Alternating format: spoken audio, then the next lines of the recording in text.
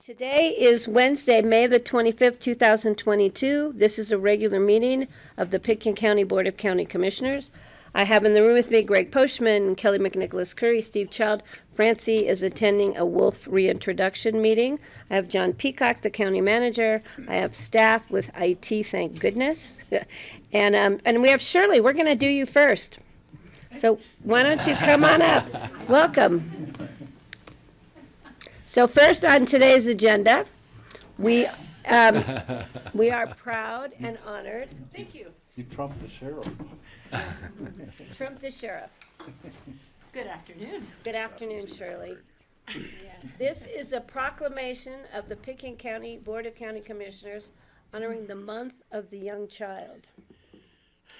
Whereas the first years of a child's life are the period of the most rapid brain development and lay the foundation for all future learning, and whereas 67% of children in Pitkin County have all available parents in the workforce. A high percentage of parents return to work in the first 6 weeks after the birth of a child when childcare is available.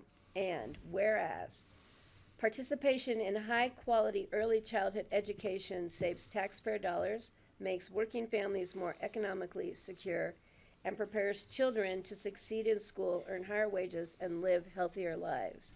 And whereas high-quality early childhood education depends on high-quality early childhood educators who ensure that children, supported by families, have the early experiences they need for a strong foundation.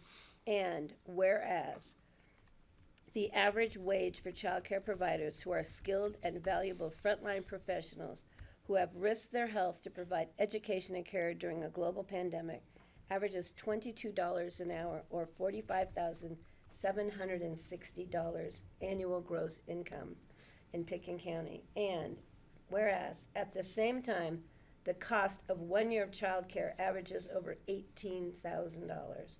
These costs, which frequently exceed the cost of a year of college tuition, are often paid by new parents who can least afford it.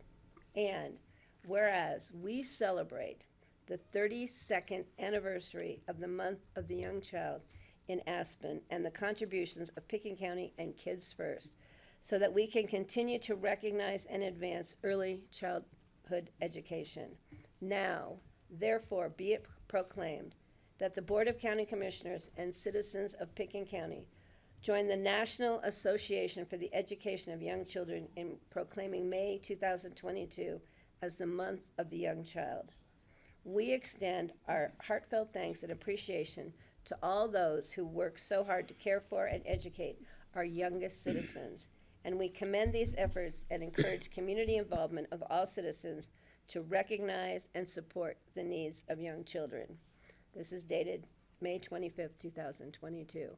Thank you, Shirley, and it is another honor and privilege of mine to congratulate Shirley for how many years of service?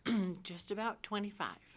And it's my understanding that Shirley may be becoming just a grandmother here soon. And I'm hoping that she sticks around to help us prepare for 2023, at least a little bit. Absolutely. So thank you for your years of service. Well, and the proclamation absolutely summed up what the situation is and what we continue to work on. So thank you for that. Thank you all. You'll notice we're missing something I here. know the children, I'm keeping the balloons though, just so you know. We can take it to the Wildwood Well, Party. and it's sad. It kind of points to the fact that, you know, the child care programs are understaffed. It's difficult for them to do extra things like this. Our office has been understaffed. So you're not seeing some of the usual activities around May and Month of the Young Child. We help support the programs to do activities for their staff and their parents within their programs this year. And hopefully, you know, a year from now, we won't be having the same conversation. And we can talk about the parade and all the fun things that we're doing together.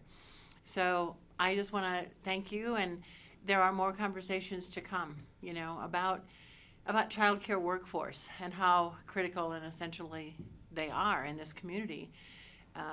Right now, it is the biggest barrier to a full capacity that we have. And and that's because they just don't have the workforce, like many of us.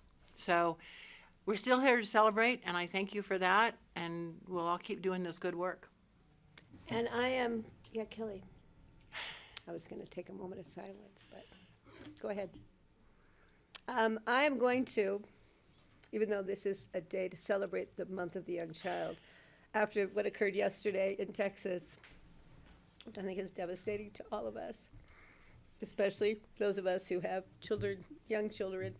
I'm going to ask for a moment of silence. So I wasn't going to do this because I thought the kids would be here, but I'm going to take the time now to ask for a moment of silence. So please.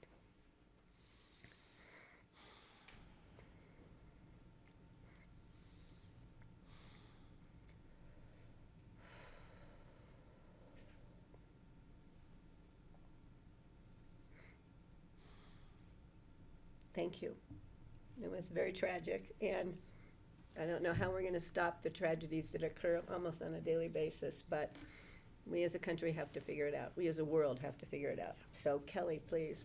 I'm going to grab the Kleenex now. Okay. Thank you, Shirley.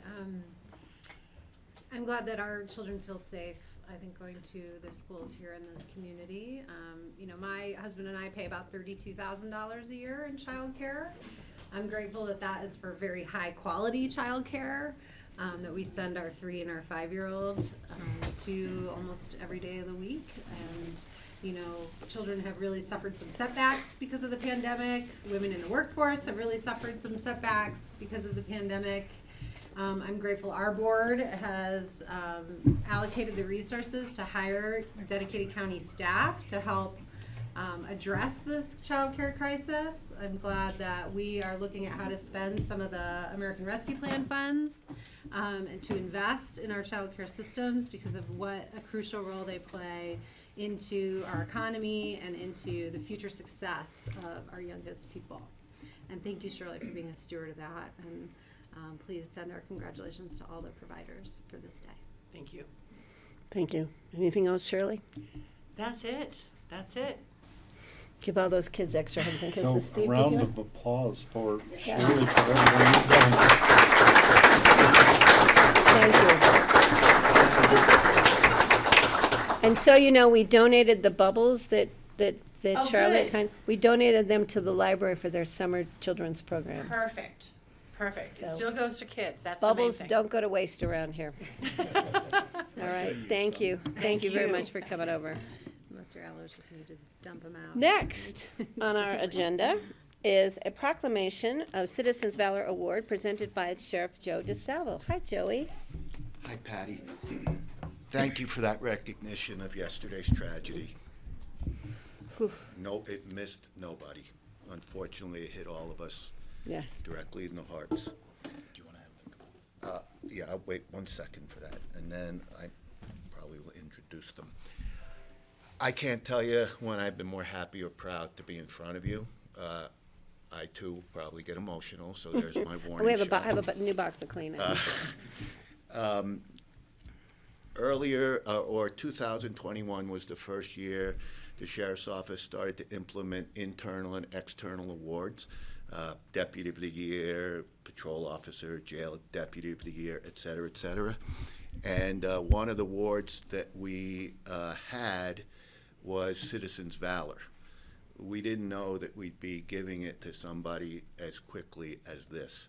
But I'm really happy that it's going to be given to 3 of our local citizens. I happen to know all of them, what I would call very well.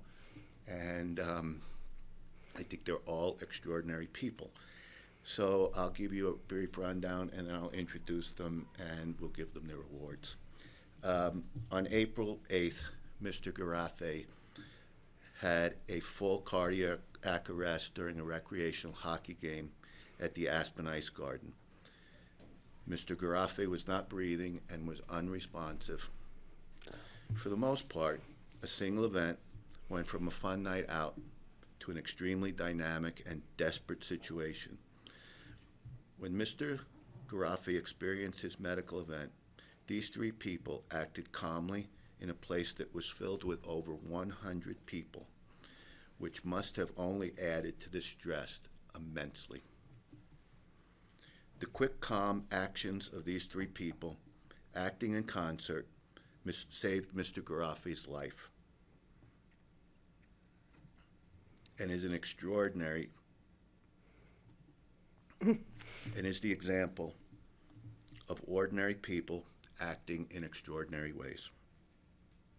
And it shows what this community is made of. The actions of these citizens truly defines the word heroic.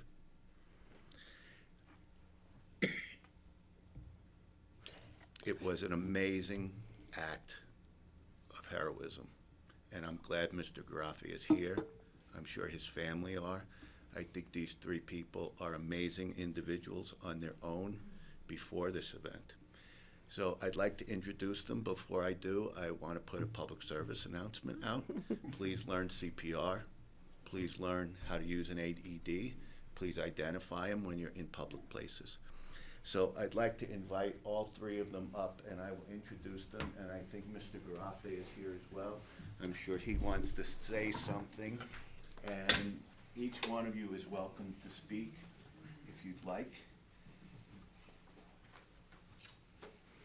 Our first lifesaver, Lee, please, is Lee Liebman. Lee Liebman was one of our deputies for quite a long time and an experienced hockey player, and I think Mr. Garaffi is very happy that she was there that night. So Lee Liebman, here's your award. Thank you. Thank you very much. Would you like to say anything, Lee? If so, we could use this right here. I'm not really good at the public speaking thing. This is harder than I'm just so grateful that he's here and in good color. And yeah, what the sheriff said about, recognizing where an AED is, getting CPR training. I mean, you could save someone's life. You never know when or where it's going to happen. So, and I really appreciate everyone else that was out there that just snapped into action. I had some shoulder surgery, so CPR was not really working for me, but so I got to work the AED, and I'm just so glad. So glad.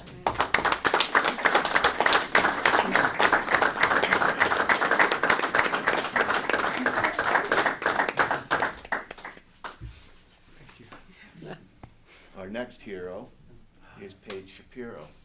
And I want to thank you for your heroic efforts, because I just think this whole story is amazing.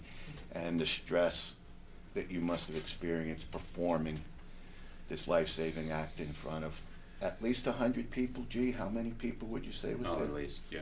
At least 100 people, and that's real stress.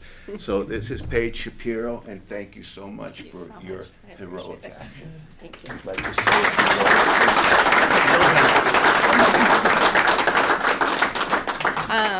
Yeah, just like Lee said, we had a really good team, and it was not just individuals. Lee, Dr. Hahn, and Anthony Tadaro, I know you got, already recognized internally, but without us, any of us, it wouldn't have been the same. But we're just happy Billy's still here, and known him for 15 plus years, so I'm pretty happy he's here. So thank you again.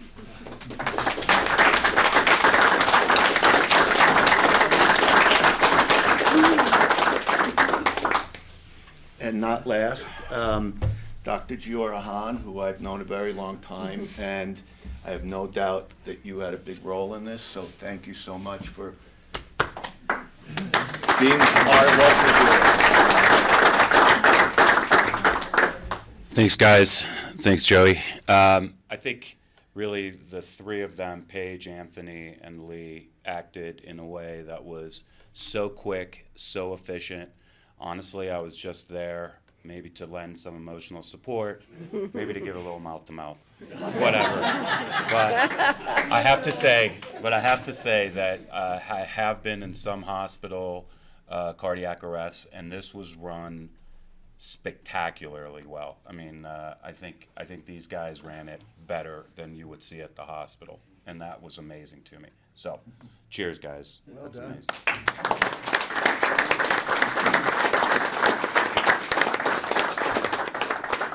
And lastly, Anthony, if you could come up. We recognized Anthony internally, but I'd be remiss if I didn't bring him up.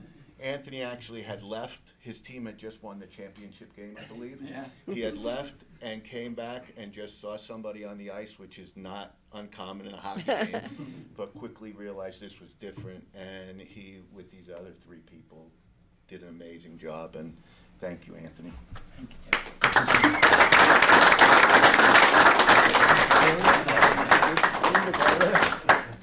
Yeah, man.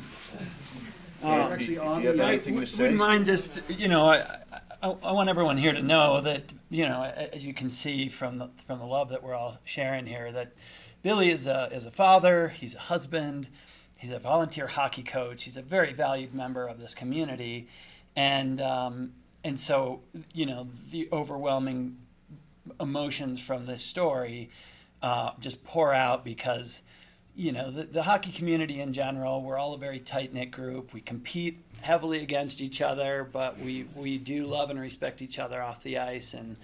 And so for all this to happen in an environment like that, like Joe said, a fun night out that could have really been tragic, I think just sort of ties together just the special nature of this story. So, we're being recognized for something, but let's not forget that Billy fought for his life that night too, and here he is to prove it. So, very pleased.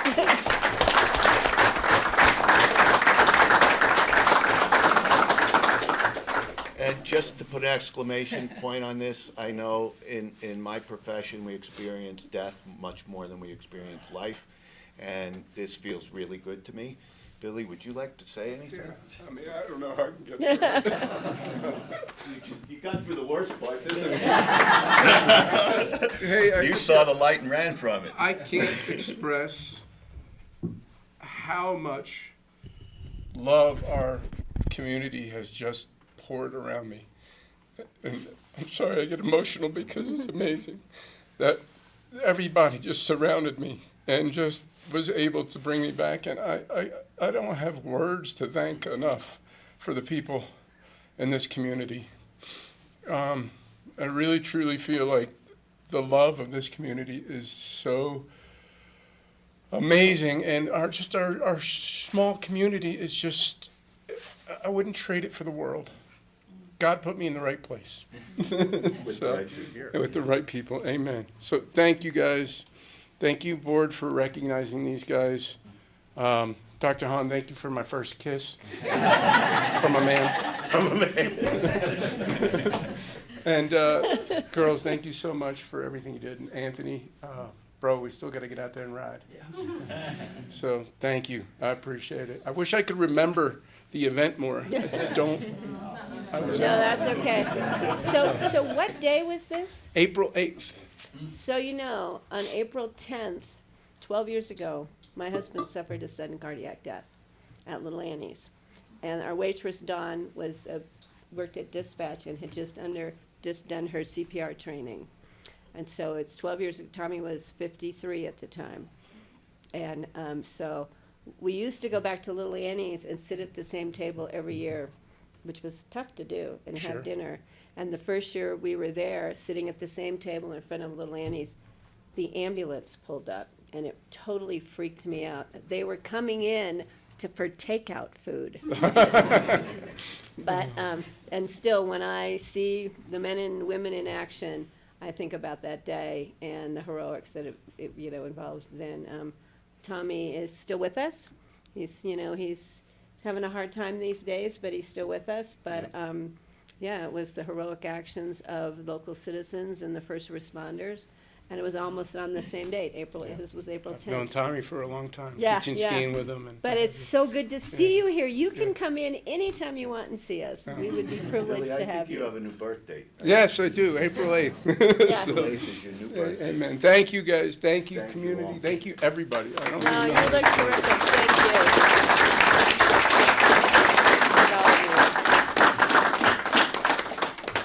Thank you, Joey. Thank you. Okay. Bye. Nice to see you guys. Thank you guys so much. I was gonna say, keep up the good work, but, once it's kind of,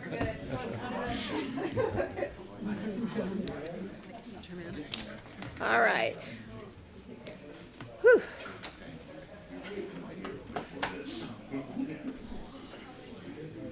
I know. So we are going to move on to our agenda with a lot of deep breaths.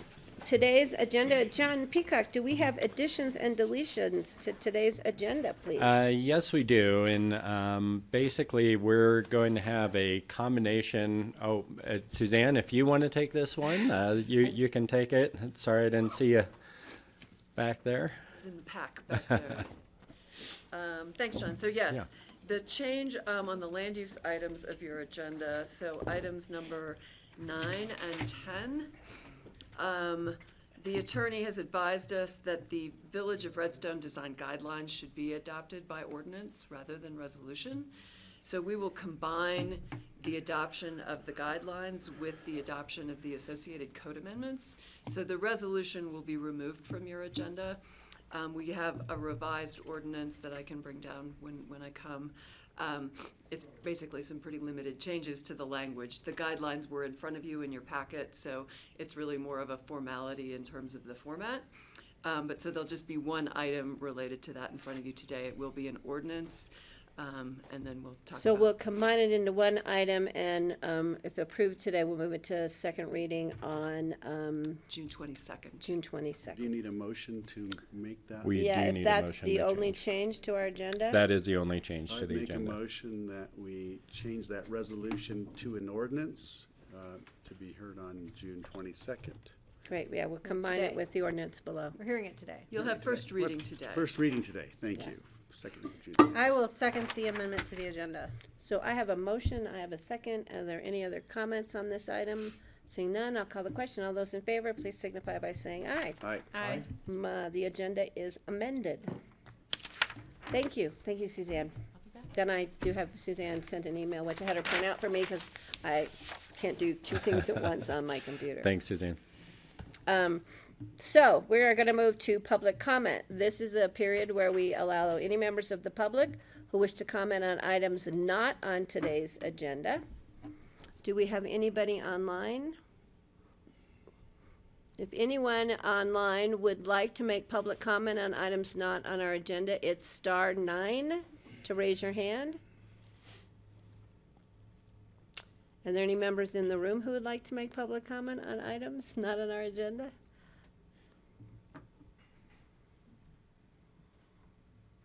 Okay. Seeing none, I'm going to close the public comment on today's agenda and bring it back to the commissioners for comment. Steve, please. I want to speak again about the shooting yesterday at the school in Uvalde, Texas. When the Columbine High School shooting occurred, I think that was about 20 years ago, I was a teacher at Carbondale Community School. I was teaching first and second graders. I was in the school when I heard the news of that shooting. And that changed my life, that moment on. When I started thinking about it, I was in a male teacher in an elementary school with a majority of women teachers and women staff members, and there were several men at the school. And from that moment on, I always thought in my mind, what would I do if a aggressive person came in to injure students or people in the school, either a shooter or with any sort of weapon. And in my mind, it was like, it's up to the men who are bigger and maybe faster to try to subdue that person if they came in.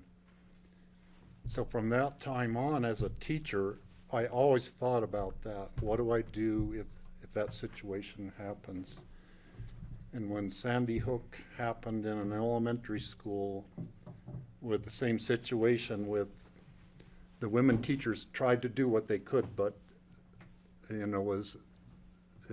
weren't able to. And then yesterday, the whole thing, I relived that day, the Columbine High School shooting.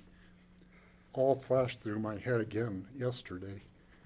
And my hearts go out to all the teachers and parents and students across the whole country that we have this situation where this has happened before.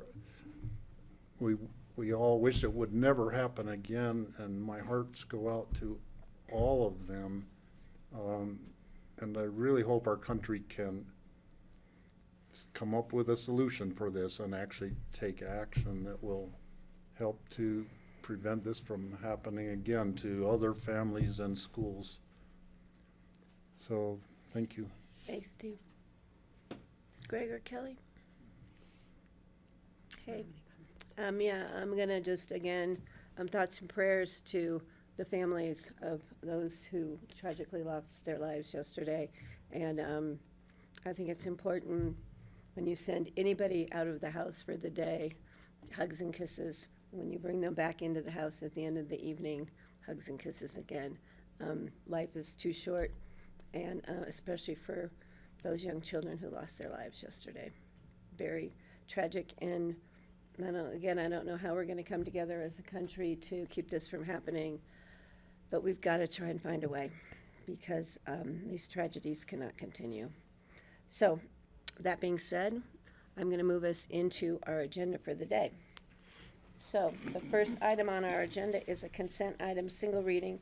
It's the minutes of May 11th, 2022 regular meeting. Can I make comments, actually? Yes, you can. Thank you. I'm sorry. I'm realizing I won't be here June 8th. And so, politics is personal, right? It's personal for me that I don't know if I can feel safe when I send my kids to school. It's personal for me that rights are being trampled on, around our country. And this is my PSA for folks to check your voter registration and prepare to participate in the primary, which is the end of June, because now is the time. Choose the party you want to be in. Now is the time. If you want to switch your affiliation, you have to do it now. If you want to get an unaffiliated ballot, you have to ask for that now. If you want to make sure you're going to get a ballot for the primary, please do that now. Our clerk's office is preparing steadily for the June 28th primary. You can go to pitkinvotes.com to get all of your election information, and I just encourage people, because it's only through the political system that we're going to solve these problems. And we need people to be engaged and to realize that politics is personal, and your vote does matter. That's my twice annual PSA. Thank you. I second that. Thank you. And I just signed up to be an election judge. So did I. Yes, so the county is always looking for election judges, and it's actually very interesting to be part of the process and see how well Pickens County fulfills the laws and their obligations for a clean and clear election, and it's really fun to be part of it. So please, you can go to pitkinvotes.com, and I think there's a way to sign up on that site. So please, it's fun. We'd love to see you there. Voting or working or both would be great. Can I make a motion to approve the minutes of Yes. May 11th? You may. I'll second. I have a motion. I have a second. Do I have any further comment? Seeing none, I'll call the question. All those in favor, please signify by saying aye. Aye. Thank you.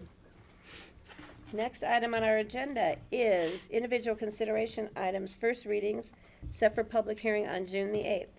The first item is a resolution of the Board of Commissioners approving 2 individual grant agreements with Northwest Colorado Council of Governments, Vintage for Adult and Family Services. And do we have Lindsay?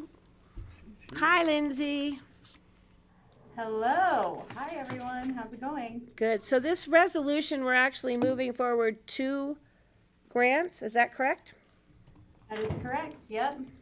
2 grants, one for Adult Protective Services and one for the nutrition program at Senior Center. Okay. Do you have any presentation, or does the board have any questions? I think the board. Straightforward. Yeah, I think the board's good, and thank you for bringing this forward. There's no questions. This is set for second reading, I believe, on the 8th of June. That's Or correct. that will be the public hearing. Do I have a motion? I'll make a motion to approve the resolution approving 2 individual grant agreements with Northwest Colorado Council of Governments Vintage for adult and family services, and also for the meals aren't in that title, but I'll second it. Any other comments? Seeing none, I'll call the question. All those in favor, please signify by saying aye. Aye. Aye. Thanks, Lindsay. All right. Everybody? Now an item we have been waiting a long time to come forward to the Board of County Commissioners. This is an ordinance of the Board of County Commissioners of Pitkin County authorizing acquisition of the Moore Ranch Conservation Easement and fee interest parcel. So we have Dale Will here with us And joining me is Austin Weiss. from the city of Aspen, and we wish to thank them graciously for their participation in this amazing item. Dale, it's yours. Thank you, Patty. This really is a big deal for open space for a lot of different reasons. The first large acquisition that the program did before my time back in 1993 was the purchase of the Moore open space. And Tommy was the one that helped that come about and pushed that. I want to introduce Tom Moore. He's with us today with his counsel, Anne Marie McPhee. We have been working on this one for some time, and I've been now at the county for 23 years, and I've been thinking about this property the whole time I've been here. You just can't go in and out of Aspen, especially the back way, the good way, without thinking about this property. Even before the program began, there were a series of acquisitions of property along the Roaring Fork Gorge, starting with Henry Stein's donation of Stein Park and a series of things working down the gorge. The property that we have in front of us today touches that gorge, and I guess that's a good time for me to bring up a map. So, if you could let me find that screen.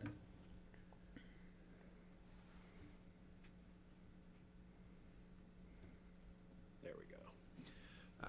As you can see on the map that I now have up here, the property that we're here to talk about today is this one outlined in yellow, and it reaches all the way from up on the slopes by Star Mesa all the way down to the Rio Grande Trail. It's about 270 acres, give or take, and we've been in earnest discussions with Tom for a couple of years about how best to protect this property. The city of Aspen is also involved in this larger corridor. You can see between Cozy Point and Stein Park and some of the properties they have that are part of this larger assemblage. I should note too that you guys are on the ballot to extend your open space tax in the fall. That's correct. So our half-cent open space acquisition tax sunsets in 2025, and so we're looking at going back to the voters this fall to ask for a renewal of that tax. This assemblage that we have on the map that really reaches all the way from Stein Park to Snowmass, goes down the Roaring Fork Gorge and then up through Sky Mountain Park, was put together through a partnership between Pitkin County, GOCO, Snowmass Village, but foremost the city of Aspen has been the largest partner that we've had over the life of our program. And this Moore Ranch property really has been the kind of keystone that we've been wanting to protect as part of this larger assemblage of properties on the entrance to Aspen. As you're aware, we've been in discussions for some time, and initially Tom was wondering how to balance conservation and his financial needs and obligations to his kids and that kind of thing. And we had thought about, well, should there ever be another home site on that west side of McLean Flats Road, and between all of you and Tom, the decision was made, no, we don't need to have a home site there. Let's do this deal right, and come up with a package to compensate the Moore family for this conservation. Now, my opinion is that what they're doing is worth way more to this community than what we're going to pay them, and we appreciate that. But we came up with a plan to protect forever that piece of property between McLean Flats Road and the Rio Grande Trail with no structures on it ever. And maybe I'll switch to my other map to get into some of the details of this project. This is a blown up version of this property now, and you can see the piece that I started out talking about is this approximately 95 acres that reaches from McLean Flats Road down to the Rio Grande Trail. And under the contract that Tom has signed and I have signed, this portion of the property would become owned by Pitkin County as open space. To be sure that there are never any structures in that important view shed, we've also agreed that there'll be a conservation easement overlaying the upper 20-acre irrigated portion of that. And we're in discussions with the Aspen Valley Land Trust about them holding that conservation easement. It's pretty typical of our purchase of lands that where belt and suspenders conservation protections are wanted, that the Aspen Valley Land Trust has been happy to work with us on that. And then over on the east side of McLean Flats Road, what we have proposed is an open space master plan that will generate a conservation easement and some conservation covenants, as well as approvals for one new home site on the portion that Tom and his immediate family own outright, and that's everything from this line up here, if you can see my cursor moving from that line down, they own that outright. And our contract has a contingency that if the co-owners of this 42 acres that are up above that line also decide to join in this project, that our master plan would anticipate another home site on that end as well. The open space master plan in and of itself is an interesting thing. It was the brainchild of this character right over here. We came up with a way that we could synthesize our purchase of conservation easements and the granting of land use entitlements into a single package. It's very useful when a landowner is contemplating permanently restricting property with the idea that some of it will be eligible for development, to actually pin those entitlements down at the time, so that by the time we get to the closing table, everyone knows exactly what they have. And we have that provision in our code. John created that some years ago, and we're proposing that we'll use it here. Now, the structure of this contract is per the code. First, we get under contract with an agreement for an appropriation of open space funds, and again, we greatly appreciate the contribution the City of Aspen unanimously approved last night. This is a $10 million contract with $1 million coming from the City of Aspen, and $1 million of that also being held as a carrot to incentivize the other owners of this 42 acres to come in with that property, and we're hoping that'll happen before we're completely finished with this. What's in front of you today would be the authorization for the board chair to sign that contract.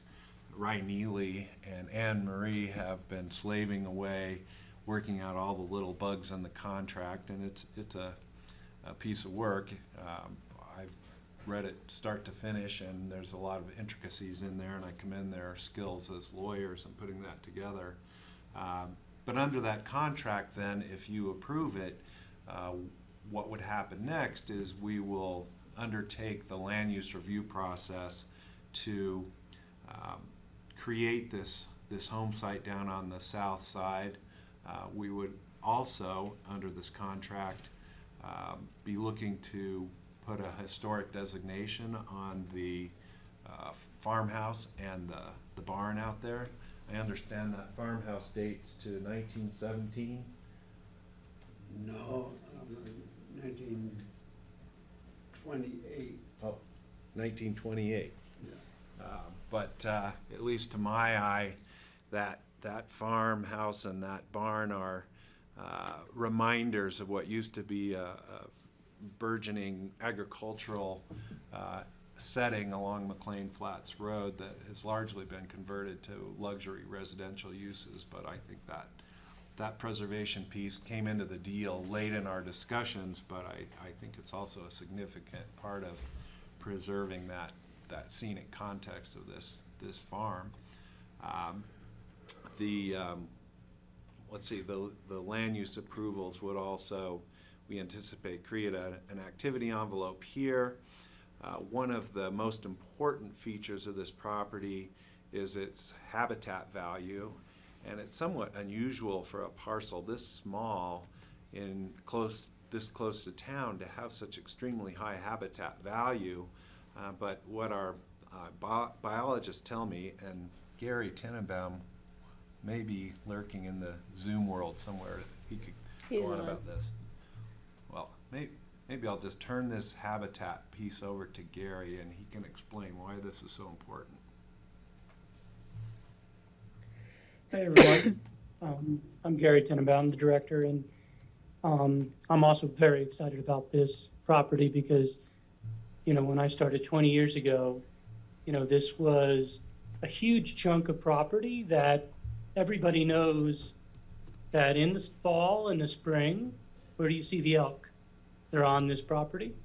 There's a beautiful draw that the elk cursor's almost on it. And there's a beautiful draw that brings the elk down, and due to the constraints of development on either side of this property, this provides refuge. And then it also provides a clear shot down that red hillside to the Rio Grande Gorge, to the river, and across to the other side. And so, to take all development out of this, that open space parcel, everyone knows the McLean Flats piece, but that open space parcel down below, that 50-something acres on there is, these are just links. Like you don't realize if that got developed and a fence put on it, even wildlife friendly, it goes across the Rio Grande Trail in that area. So this would be a huge blight upon that lower bench area, which the lower bench area is an incredible sagebrush habitat, which, is home to more than just the iconic elk and the deer you see, but there are brewer sparrows, there are a ton of other species that love that area, and it's relatively well intact. There's not a huge amount of noxious weeds on it. Tommy's done a really good job of stewarding that. And we bought a piece from Tommy, about 40 acres right next to this piece. This is the last piece of the puzzle for really the whole pasture area, the whole sagebrush area, and the Rio Grande Gorge area. So for habitat, this is a huge win, and hopefully we'll see those elk forever. It's really pretty impressive if you drive that way. Sometimes the front way has traffic. When those elk are on that pasture, the back way has traffic. Everyone's pulling off on the side of the road trying to take pictures and stuff. So, and the way we've cited the lots that would be remaining was to keep them as far to the corners and far to developed areas as possible. And so, we've consulted with wildlife biologists and CPW, and this both will be a huge win for the wildlife in the future because it's really a major connection for them. Thank you, Gary. I won't go on at much greater length. I'm happy to answer questions, but I'll just sum up by saying that the Open Space Fund and the program created by the voters back in 1990 has 4 basic goals, which is to protect agriculture, habitat, recreation, and scenery. With the Roaring Fork Gorge area with the Rio Grande Trail, the iconic irrigated pastures with agriculture and the old historic farmhouse. The scenery is speaks for itself, and this very unusual habitat significance. This property really hits hard on all the basic tenets of why we have this open space fund. And so with that, unless Austin has something you want to add? Just very briefly, and as Dale said, City Council did vote unanimously in approval of this this purchase. I just wanted to take the time to thank Tom and his family for this and the many other properties that he's given us an opportunity to preserve. And then lastly, in some ways, most importantly, I want to thank Pickens County for the continued partnership that we've had over the years, and this is just another gem that we've been able to put together. So Dale, thank you for all your efforts here. My pleasure. Tom, did you want to make any comments? You need to come up to a mic, Tom. Pardon me? You need to come up to a mic. We want to get you at the table, sir. And I just want to add really quickly, your barn is so cool. It sure is. It's very cool. You mean cold? It's Tom's space. It's Tom's hideaway. It's really neat. Yeah. It's a great. Thank you, sir. Yeah, that barn, I don't know exactly which year it was built, but it was definitely a kid home or barn, just like my house is a Sears and Roebuck home. I've rebuilt all that stuff over the last 6 years. Yeah, and so everything works. And we still have some horses. I still work my butt off trying to keep the weeds off the place. We still do irrigation the old-fashioned way with shovels.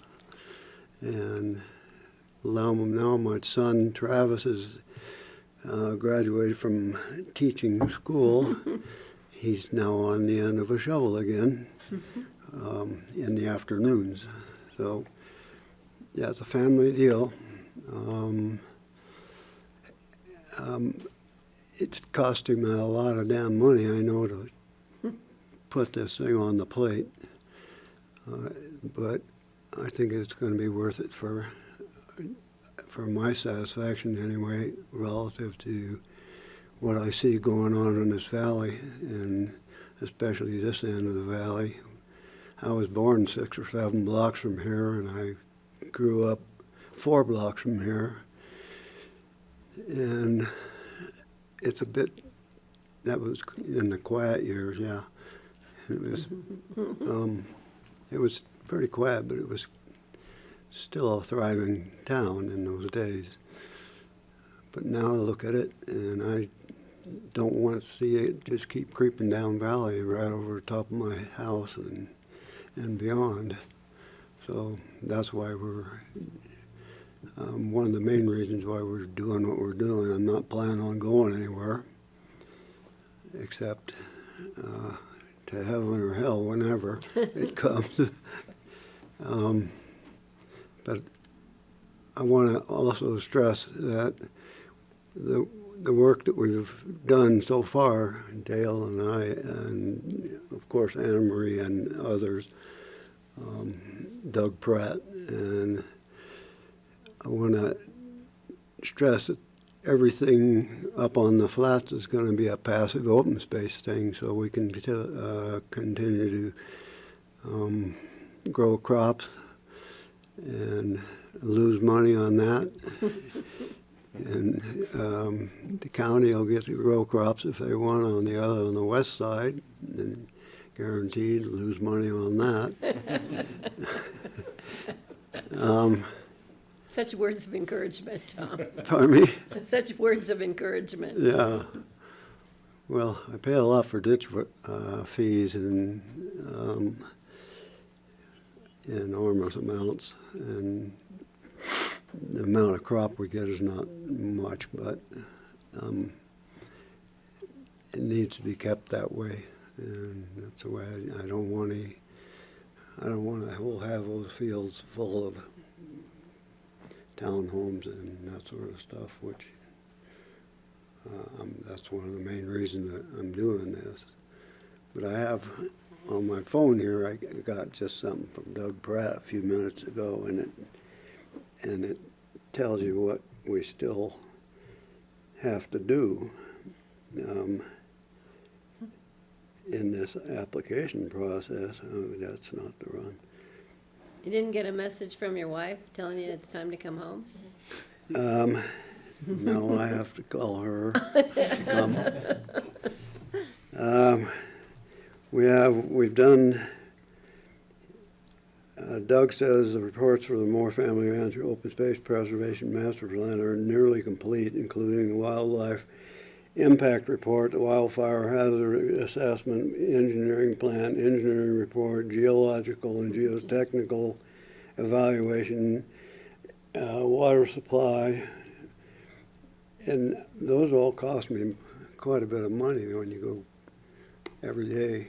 Another plant, you require these things that when you look at the property, none of it is, in my opinion, necessary, but I keep on paying and keep on doing, and hopefully we'll get to the end of this. I still have a problem with one person in my extended family up on the north parcel, and I'm doing the best I can to try and get that taken out of this equation, but it appears that maybe we're going to have to do this in a two-part thing until I can get that fixed and I can get a building right there.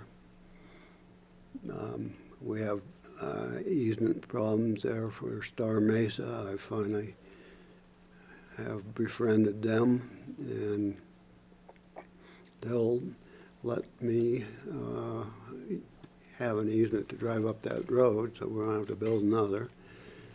The natural gas people, obviously, they want to put gas on this particular site. I'm working with Holy Cross right now, trying to bring electricity down to that particular site, and also a line that goes over to the bottom of Star Mesa, because they want a security gate like they have up at Starwood. And so those are the other problems I have up there on that end. The rest of it is home free for me. We're planning on popping on a few chairs off to the county to open space to irrigate the west side in case my kids don't want to keep doing it forever. I've got that. I have the preliminary engineering done on that to run a 6-inch pipe over there and maybe end up with some sprinklers as opposed to the way it's been done since it was patented. You know, some of this land has been patented. My dad and I patented in the northeast corner up there, and finally it ended up looking like it is right now. Except I did sell that other 35 acres to you folks down on the river in I think 1914. Yeah. So the river corridor is protected. I think the bottom's going to be protected pretty well now. It's right next door to the solar pond farm, and which I can't see, and I think it was a good idea to put it there. Beyond that, I'm ready to roll. Tom, if there's anything we can do to help you, You know Pardon where me? to find us. Yeah, Greg, please. First, Dale, can you put up the picture of the elk? Just the elk in The their one that living you room took? there. Well, there's two good pictures there. You go out there right it's now, in I the have 40 of them memo. It's in outside the my memo. back Oh, door. It's not in that. It's not It's in the right thing. here. Okay, we've got it, but Everyone should be able to conjure a mind that picture of that. But this morning, Tommy, I just wanted to tell you, driving in this morning, it looked like the sprinklers had been on, and the fence was just coated with a tiny layer of ice. Yeah, it was ice And this morning, for and sure. It was so beautiful, and I was just struck. And my kids and I drove by there this morning, as we often do when we're late getting them onto the bus. And it's just such a spectacular place. We're in awe every time we go through there. Here are So my elk. This is so exciting. As of a day or two ago. Oh, my gosh. No, this is last fall. You wanna stop sharing? And I had like 260 on the south side of my driveway the other day, Fantastic. and another 140 on the north. So that's what we're doing. We're going into the elk raising business. I've got them. Well, you know, I was going to say, 1993 is the first Moore property, public, putting something of value into the commons. You've been doing this. This is a career. You and Carolyn and your family have been actively engaged with us for 30 years doing this amazing work. And I just want to say you are an example and should be an example to every planner and every historic person who wants to do something of value for the community. You guys have set the bar so high and set the gold standard, and I just have to say this is probably why I'm a commissioner, is I wanted to help you make this Well, sort of thing we happen. don't normally sell to real people. We sell to, Just government entities, open space programs. So you know Dale very well. yeah, we have. Okay, I'm gonna, Kelly? Thank you. Anyway, I don't have any more to say. Thank you. No, Tom, just stay there. Just stay there. We're not done with you yet. Accolades. I'm so in awe of your family's legacy and generosity and. Microphone, please. It's already on. And the only way to sum this up is, it's a pure gift to the community and from your family, and I'm so grateful I'm to selling sit it pretty here. cheap. But we would never have been able to conserve this without your generosity in this market for any kind of similar piece of property, and I'm just really grateful to you. Thank you. Yeah, we're happy to do it, obviously. Thank you. We were happy with the first open space parcel, where my dad and mom were happy with the 15 and plus 5 acres for the school. I was happy to be involved in the ARC project. I'm happy to be involved in the ski club, 5 Trees project, 31 affordable housing units, 3-bedroom, 2-bath, ski lift that we funded up top of Thunderbolt, and those kind of things make us happy. Well, I can remember many days standing in the bushes watching my kids take swimming lessons Mm-hmm. and getting caught by Kelly, who would always catch me peeking through the bushes because parents weren't allowed to watch their kids take swimming lessons. No, it's certainly not the same now, but I know, not great on the James E. Moore pool. Yep, his Yeah. favorite hangout. Steve, did you have some comments? Yeah, looking at this picture, looking at Haystack Mountain in the picture. Everybody else sees Mount Daly, but I see Haystack Mountain, where we put my dad's ashes up there. Mhm. He's looking down in Capitol Creek Valley Yep. from that resting spot at our ranch that he did all the conservation work on. I know. And he's also looking at your place on McLean Flats. You can see both of them from the top there. Yeah, oh yeah. I place, there's similar efforts by 2 great men I consider Your and my dad was one too. Yeah. equal in conservation efforts, and where you love the land so much that you want to keep it the way it is and preserve it as best you can. Well, that's what we're trying to do, and Even that's if what it your costs dad you tried to do. some money to do so. Yeah. Because it's so important for the community, and thank you from the bottom of my heart for that. Oh yeah, no problem. I just want to get it done and move on in my life. I want to know how Greg got all those elk to look at him and smile when he took the picture. Tommy wrangled them for Oh, me. yeah. That's a beautiful photograph. It's a beautiful parcel. It's a. I don't like elk meat either, so I never. They know that. They must know that. I didn't know that was a Sears package house. You know, we preserved Yeah. one up a Little Woody. As I was remodeling it, every rafter and this, roof has different names stamped on it. So Really? when people were they were farmers and ranchers, they could figure out how to put it together without having. A fits to B. I love how fits to C. modular housing is coming back around. Yeah, yeah. Good old Sears. One other thing is the Cardis owned that place. They were the second owners. Now they were actually the first owners, and they're the ones that built the house. And Chris Cardi didn't even really get to live in it. They finished. It was kind of almost triply done, but not quite. The year of 1934. 1934, and he went out to irrigate and got hit by lightning and killed on the ranch and never got to live in his house. I didn't know that. Yeah. Well, you be careful out there. That's why I let my son irrigate. His son was my daughter's, I've one of my seen him out daughter's there. most favorite teachers. So if you need any help with your son, just let me know and I'll send Tracy over. Okay. All right, any other comments from the board? Just to thank the city. Yeah, huge It's so thanks. gratifying to have the city of Aspen jump in a big way, the way they have with this. My gratitude to the entire community and the city council and everybody who got behind this, your work on this, Austin. Thank you. Yeah, it's our pleasure, and we share the same goals that Pickens County does, and this corridor is every bit as important to us as it is to you. So Yeah. we're very Yeah. pleased to be a part of it. We'll make sure to send a thank you off to city council.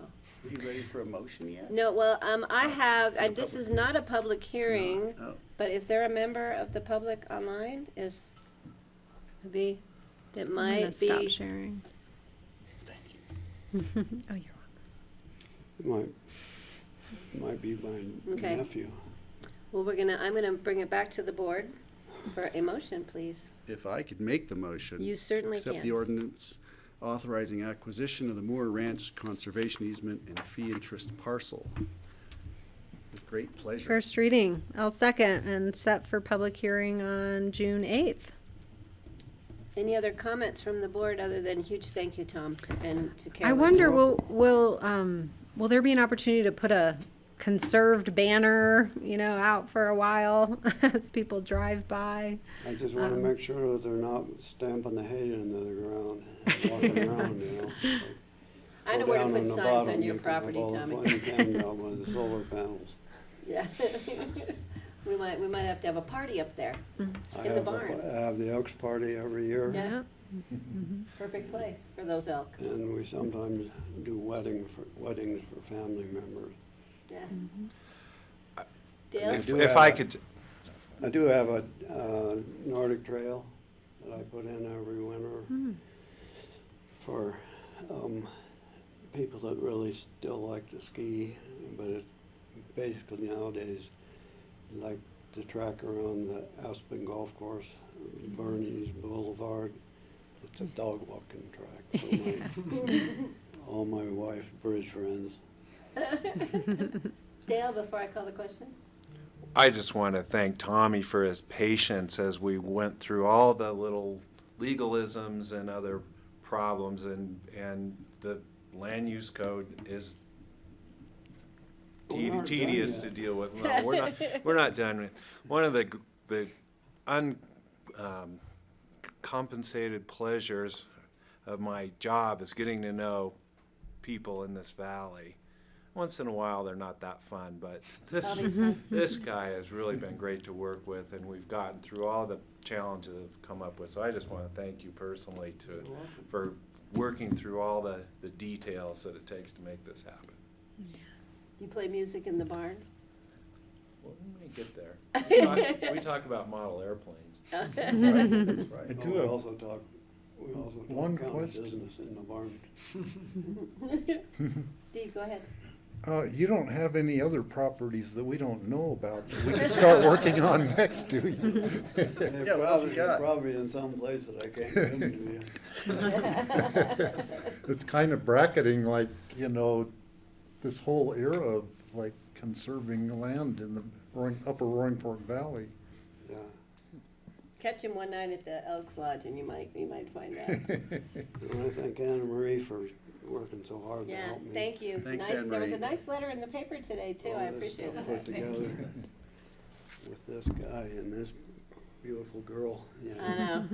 And Rye had his hand in all of this too. So we thank everyone and we look forward to June 8th. So I'm going to call the question and move this forward on first reading. All those in favor, please signify by saying aye. Aye. Aye. Thank you, Aye. sir. We'll Thank see you you. on the 8th. Woohoo! Cheers. Yeah. Yay. Thank you, Tom. You're welcome. All right, we are going to move now to our public hearing second reading section. And the first item is an ordinance amending the Pickens County Senior Services Council bylaws. Hi, Charlotte. Hello. Don't know which one's working here. Okay. So this is to change the bylaws for the Senior Services Council so that we can get rid of that year off currently in the bylaws and get some folks renewing who would like to stay on the board. So those appointments will come back to us at our next regular meeting, is my understanding? That is correct. Okay, so what this does is just remove the term limit of one term, take a term off, is it 2 terms in a year? And now it's gonna be, you can just reapply? You can reapply Okay. without taking that year off. Great. That is correct. So this is a second reading, public hearing. Are there any members of the public wishing to comment on this item? If you're online, you can press *9 to raise your hand. I'm going to give everybody a minute, and there's nobody in the room who wishes to speak on this. So I will bring it back to the board, close the public hearing on this item. I'll bring it back to the board for comments, questions, or a motion. Steve? Well, I would like to make a comment and then make a motion too. Since I've been attending senior council meetings for the entire time I've been a county commissioner, and I've seen so many good members who reached their 1-year sabbatical, and some of them would come back, like Seth Saxon came back and Debbie Overender came back, but other good members who were really dedicated didn't come back. They went on, they were doing other things in the meantime, and then didn't come back to the senior council. And so I think this corrects that deficiency in the bylaws, and it gives somebody the choice. If they don't want to be on it anymore, they don't have to reapply, or they can resign. But then those like Debbie Overender now will get to continue serving at this point. And she also serves on the Regional Advisory Council of Vintage, so she's been so dedicated, and I'm glad that she'll be able to continue serving. And David Freeman, who also will be able to continue serving now as a young member, but he's very active in caregiving for the aging population in our valley, and he's been so dedicated to the senior council. I'm really glad he'll be able to continue serving now without taking a year off. So I will make a motion to approve the ordinance amending ordinance number 15-2021, amending the Pickens County Senior Services Council bylaws. Thank you. I have a motion. I'll second. I have a motion, I have a second. Any Just other gonna second comments from the everything board? They're fighting over here on motions. I'll call the question. All those in favor, please signify by saying aye. Aye. Thank you, Charlotte. Thank you. We'll And see then you on we'll the see you 8th. next time. Thanks. Oh, yeah, we're done. Huh? Oh, The I guess- next item, we have a appointment now, and we had to pass the Got bylaw it. change first. Next, this is a resolution of the Board of County Commissioners on behalf of Pekin County Sheriff's Department approving a contract with the Colorado Department of Human Services Office of Behavioral Health, providing funding for all jail-based behavioral services. And Kim Valerio is here. Hi. Hello, how are you? Good, how are you today? Good, thanks.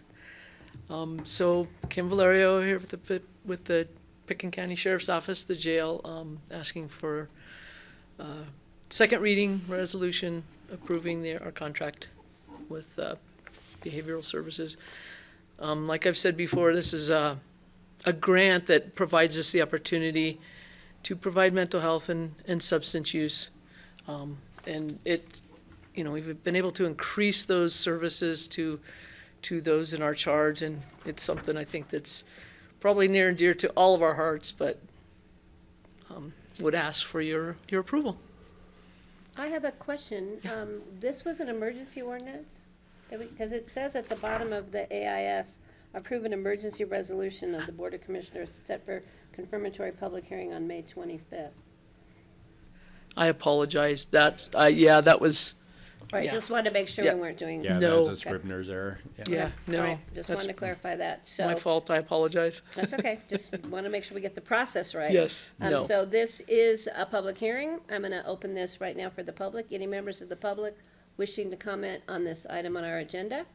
If you're online, please hit *9 to raise your hand. And is there anybody in the room wishing to comment on this item? Seeing none? Okay, I'm going to close the public hearing and bring it back to the board. Thanks, Kim. You bet. All right, comments, questions, motion. So I will make a motion to approve the resolution on behalf of the Picken County Sheriff's Department approving the contract with the CDHS, Colorado Department of Human Services Office of Behavioral Health, providing funding for jail-based behavioral services. Perfect. I'll second. I have a motion, I have a second. Any other comments from the board? Seeing none. Steve? Seeing one. Well, Steve? Yeah, in our jail-based population, there are lots of behavioral mental health issues, substance abuse issues that have driven their lives and ended up with many of them ending up incarcerated. So I'm so in favor of this because it's a way that we can help them deal with those issues that got them in jail in the first place, and hopefully turn their lives around so they then can become real productive members of society and not be coming back to visit. Yes, thank you. To visit. Yes. Okay, I have a motion and I have a second. All those in favor, please signify by saying aye. Aye. Aye. Thank you, Kim. Thank you. Have a good day. Thanks for Cheers. waiting. Right, moving to the next item on our agenda. It is Ms. Hubin joining us, or, And take this one, Cindy. okay. Or it- Cindy. I'm just gonna run through. Patty. Because I drank like 4 Okay. things of liquid here in the last hour. We'll move Don't wait for slowly. me, just go. This is a resolution authorizing the expenditure of funds generated through the Renewable Energy Mitigation Program, known as the REMP. Yeah, thanks, Patty. John Peacock, County Manager. I think John Doherty was on before, but I don't know if he's still with us. There he is. Hi, John. I thought I saw you there. These are funds that were already appropriated in the board's budget. Our process does require a resolution authorizing the specific expenditure of those appropriations. I believe there is a meeting of the core board on December 16th, 2021. That was just following the passage of our county budget that included these appropriations, where specific expenditures were approved. And we're talking about a funding amount of $511,000 to support core operations. We have $104,000 of that for the low to, I think LMI is low mid income. Is that what that stands for? income qualified energy efficiency program through APSHA, the energy efficiency programs that CORE runs for both commercial and residential properties throughout the county at $319,000, $25,000 for marketing, communications, and engagement, and then $63,000 in overhead. This was approved on first reading, and this is final reading. And as I previously said, John Doherty from CORE is here if there are further questions. Any other questions? John, did you want to say a few words, or since we've got you here? You know, I think John did a great job. He was more articulate than I would have been, so I appreciate it. So this is a public hearing. I'm going to open this up for members of the public wishing to comment on this item. If there's any members online, please hit *9 and to raise your hand.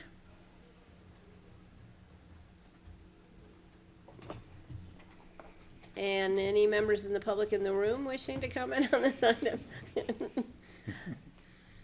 All right, I'm going to bring it back to the board for comments and a motion.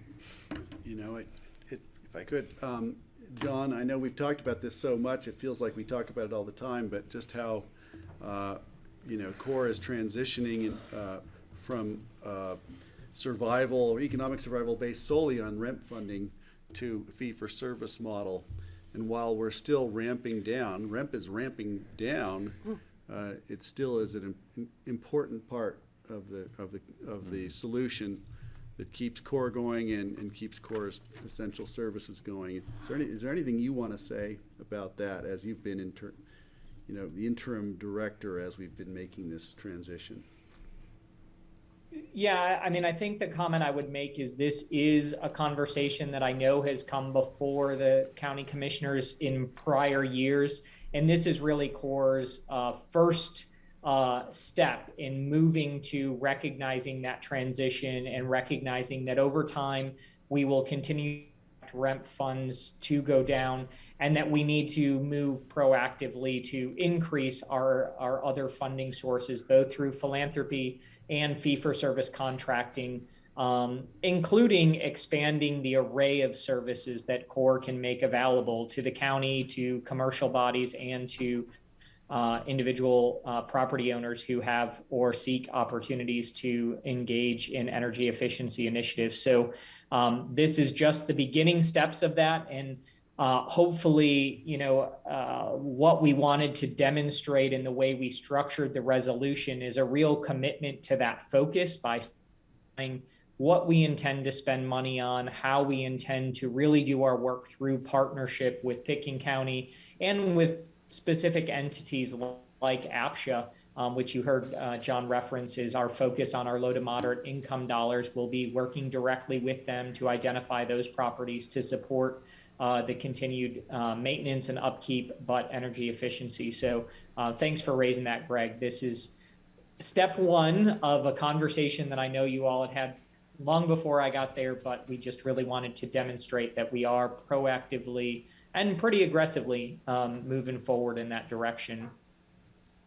Great. Thank you. Thank you. All right. Bringing it back to the board.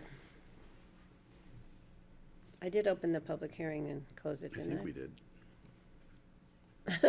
Well, I'd make a And my one motion. member of the public's keeping an eye on me. I'd make a motion authorizing expenditure of funds generated through the Renewable Energy Mitigation Program. I'll second. Motion second. Any further comments? Seeing none, I'll call the question. All those in favor, please signify by saying aye. Aye. Aye. Thank you. Thanks, John. Don't go Our away. next, don't go anywhere though. We have another one. The next is a resolution authorizing expenditure of general funds from the county general fund through the for the Coal Basin National Environmental Policy Act. Application. Well, I'm reading what it says, and it says act. Well, Yeah, no, it is part of the act. Yeah, the for NEPA. And so the board has heard this a couple of times at this point. There's the potential for significant methane capture project in the Crystal River Valley. Corps has requested up to $200,000 in funding from the county to support the environmental processes that would be necessary for any project to move forward in that area. The board had previously directed staff to bring that back. This is a formal resolution acknowledging that direction, which will make those appropriations then part of our second quarter budget supplementals coming up in your next regular meeting. And then, of course, John Doherty is here to answer any further questions that you may have on this. I guess we should mention again that it's up to $200,000. There's no guarantee we're going to spend that entire amount. Correct. We aren't sure exactly of the process. Right. And I do want to put a word of thanks out to Senator Michael Bennett's office for helping us with some federal funding to get this. This is a precedent-setting project. It will hopefully set a template for other coal methane capture projects across the country that involve federal land. So we're excited to see this move forward. Kelly. Yeah, I guess being on sort of the sidelines of this project, I just want to put my plug in for, as you guys are looking at the water capture opportunities there, to hope that that would be looked at through the lens of the augmentation needs in the Crystal, because that is such a high wire political issue over there. You know, West Divide is continuing to look for storage opportunities. The wild and scenic effort really is going to hinge on this. So that would be my plug. All right, thanks. And I have Thank you. Duly noted, and I will take it to the experts, not me. I have talked to an environmental scientist just about the ability to extract water out of methane, and it's an interesting process. How you separate the molecules, it takes a lot of energy. So I'm like, well, if we can create energy with some of the methane and take water out of some of it, it would be pretty cool. So there's a lot of options and possibilities up there, and we are just beginning. That door is just a crack open, and we got a ways to get that door fully open. So it's going to be exciting to see how the technology moves along. I have a question, and since John Ely is here, nice to see you in person. Question being, if I've been told that it's possible we could produce, through Coal Basin, could produce maybe an acre foot of water. Who owns it? What happens to it? Can we make sure that it stays in the river? You know, those are the questions. What do we have to do, if anything, to ensure that it goes where we'd like it to go? Well, the water flowing out of Coal Basin down Coal Creek as a tributary to the Crystal is largely appropriated already. To the extent that there is additional water that would be able to come down the creek, then it would be in the public domain and it would be available for diversion and for use by anybody who can use it. To keep the water in the stream itself is a much more complicated issue, and there are a lot of different moves that we can try and that we have been successful at in the past, but it's always somewhat of a heavy lift, simply because the very law of our state goes in the opposite direction. Yeah. So for an acre foot, it might just not be worth doing the heavy lift. If it's only an acre foot, it probably wouldn't make that much of a difference, although you never know. It's a lot of it is tied to the sequence of when that water would be flowing downstream. You know, if it's coming down in the spring versus coming down in the fall, and it depends on the operations going on in Coal Creek that would dictate that, and so maybe we can influence that aspect. We could influence that. Yeah. So, you know, there are a lot of things you can look at and try, and you just have to keep trying different things until you hit on something that works. You know. Thank you, Steve. So, looking at the theoretical process, if you were burning methane, you're adding oxygen, you're breaking the methane apart, you're creating CO2 and water, H2O, and energy. And it would be in a superheated form because it has just been burnt. And I think a lot of the water maybe is in the form of water vapor. So the only way to get it in the river then would be to condense it by cooling the exhaust from it. There would be an energy cost in cooling that, and I suspect that probably most of the water is going to just escape into the atmosphere and not actually be capturable. It would be theoretically possible to capture it, but then there would be an energy cost in doing that, and I don't know, for an acre foot it might not be worth that effort. I think we've got the model in Somerset that Chris Caskey could come over and give us a lecture on Yeah, that. and he's the expert who could fill us in on the technology. We could always bottle it and sell it. This could be very better than Fiji, more expensive than Fiji water. And it would be hot. You could make your tea right there. You could have your silver tea right there. Okay, are we? All right. Where are we? Any other questions? This is a public hearing. I'm going to open this up for the public. Any members of the public wishing to comment on this item on our agenda? If you're online, please *9 to raise your hand. Any members of the public wishing to comment on this item? Not seeing any. All right, I'm going to close the public hearing and bring it back to the board for comments and a motion. I'll make the motion. I'm happy to make this motion. Authorizing, let's see, where am I? The ordinance, wait a minute, where am I? Ordinance, it's a resolution. Number 7, yeah, the resolution. We'll get you there. Authorizing the expenditure of general funds for the Coal Basin Natural Environmental Policy Act. I'll second. Any other comments? Seeing none. Again, thanks, John. I'm going to call the question. All those in favor, please signify by saying aye. Aye. Aye. All right, we're going to do Thanks, this one John. item, and then we're going to take a little break, I think. Next item. Thank you all. Appreciate Thanks, it. John. Cheers. Take care. The next item is a little confusing. It's a ordinance amending Title IX of the Pickens County Code, Section 9.08.130 regarding definitions, and 9.12 regarding the road maintenance and management plan.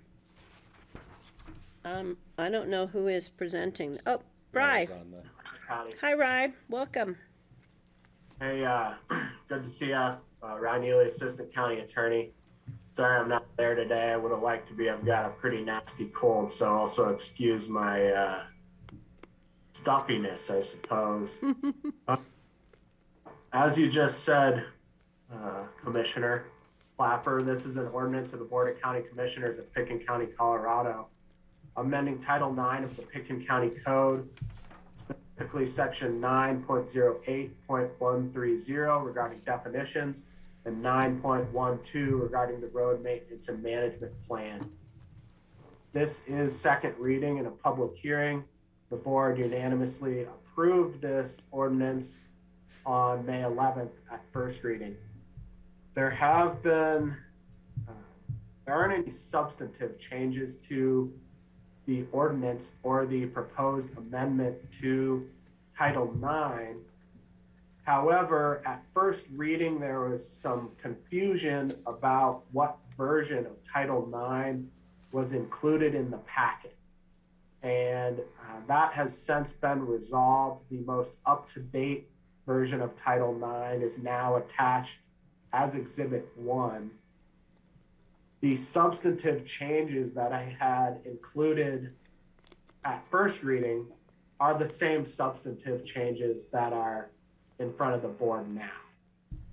We were dealing with simply, there's many versions of Title IX over the years, and the one that we were working with was not the correct one. Additionally, Road and Bridge and Public Works staff were originally involved with this proposed amendment to Title IX.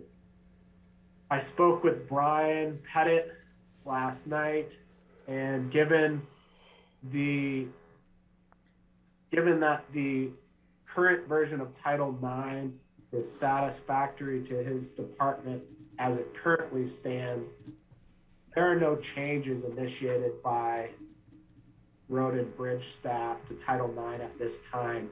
He wanted me to let you know that they are likely to bring some changes shortly in the future regarding fees and things like that.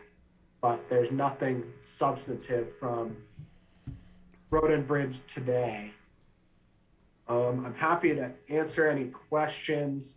As the AAS reflects, staff's recommendation is that the BoCC adopt this ordinance today and make the changes to the county code. All right, any questions for Rye? Kelly? I have a question. This doesn't look like a red line, but I don't know if it needs to be edited. And I'm looking at page 19 of the actual title, under section 9.12110, paragraph or part 1. It says closures and openings, and I guess where I'm confused. It says locking or closing of gates will occur on Castle Creek Road and Marine Creek Road on or around November 15th and will be reopened no later on or around May 15th. So I don't know if it's supposed to say no later or on or around. Yeah, so I'm glad you brought that to my attention. There are a lot of instances, not just in Title IX, but throughout the code where syntax, grammar, things could be cleaned up to make the code more clear. I have always been of the opinion that cleaning those things up doesn't necessarily require an action of the Board of County Commissioners when the intent is straightforward. I would have to make sure that it reads the way that Road and Bridge staff intends it to, but I believe your reading is likely correct. So I can bring that to their attention, and if that is what they intended, I will make the change. Well, just because we just had this conversation with the debate about skiers who want the road open early and, the hunters who need the road opened early and the shifting dates on all of that. I want to make sure we're capturing it accurately. I will certainly double check with them. Patty? Good catch, yeah, great. Yeah, you know, it's an interesting thing to talk about because we're basing this on traditional weather patterns. And when you talk to the ski company and those in the ski industry, they talk about how, we're having fewer or more frost-free days each season, and the season's starting later and ending earlier. So it could be that these dates start seeming more capricious because they may not make as much sense going forward. But it might only be a day or two a year where the difference happens, but people are noticing this happen. So I'm wondering if those dates might become less relevant the farther in we go, so we can anticipate having to change that too. But yeah, it isn't fairly unambiguous. If it's no later, on or around doesn't make any sense. So we probably ought to fix that. I agree.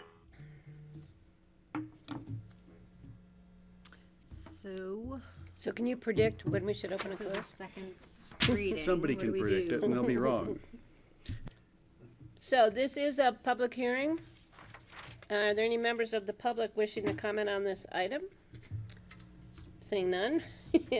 I'm going to look at the people online. If you are, please star 9 to raise your hand if you'd wish to comment on this item on our agenda. Seeing none, I'm going to close the public hearing and bring it back to the board for comment and motion. Steve. Well, I will make a motion to approve on second reading the ordinance of the board amending Title IX of the Pickens County Code regarding definitions, regarding the road maintenance and management plan. I'll second. Kelly? I just want to ask Rye, if there do need to be changes, do you feel like you can do that yourself, or will this come back again in a 2-read? Well, I don't think that with respect to the proposed red lines that I've made, the board will need any further action. I don't know whether there's been a discussion with respect to the sentence you brought up. I don't know if a decision was ever made in the past that when you read this 2 different ways, it says will be reopened no later than May 15 or on or around May 15. I don't know if this board's ever made a decision about that or what Road and Bridge has proposed in the past. Obviously, they're 2 different things. One is a hard deadline that the road will be reopened, and the other one is a more subjective deadline as on and around May 15, given the conditions, presumably, of the road. What I would do is go back and look at when this language was added to the code previously, and if it was clear then, I would just correct it in Title IX to read how it was previously approved. If this has been ambiguity that has persisted and there's a question as to whether opening the road on a hard date, May 15th, is desirable, then I would suggest to Road and Bridge that they bring that back to you all to clarify that. That works for the board. Okay, which means we'll either hear from you in the future or we won't. On this particular issue, which is section 9.12.110, maintenance practices, section 1, closures and openings for plowing. Like I said, Jeanette's got a list of the prior amendments to Title IX. She actually just sent those to me in connection with something else. I'll go back and look at them and see if this is just a carryover from a previous change that was not carried over into Title IX correctly. So I'll double check. Yeah, I think check with Road and Bridge, because I feel like Scott and Brian just brought this topic to us in the last 2 months. Yeah, I think this is an area where maybe we weren't as well coordinated. I think Road and Bridge was planning on bringing this section back. I know, Rye, we had talked about maybe delaying this conversation until that broader one, but I think there are some reasons you wanted to move this language forward more quickly, and so I would expect that the board is going to be seeing this come back again. To have a discussion and, okay. Great, All Kelly, right, thanks for bringing that up. Yep, no problem. That was my thoughts exactly. Okay. So we did have a motion, and we had a second. I'm going to call the question. All those in favor, please signify by saying aye. Aye. Aye. Would the board like to take a few minutes now before we start on Redstone? Yes, please. Okay, grassroots, we're going to take 10. Thank you.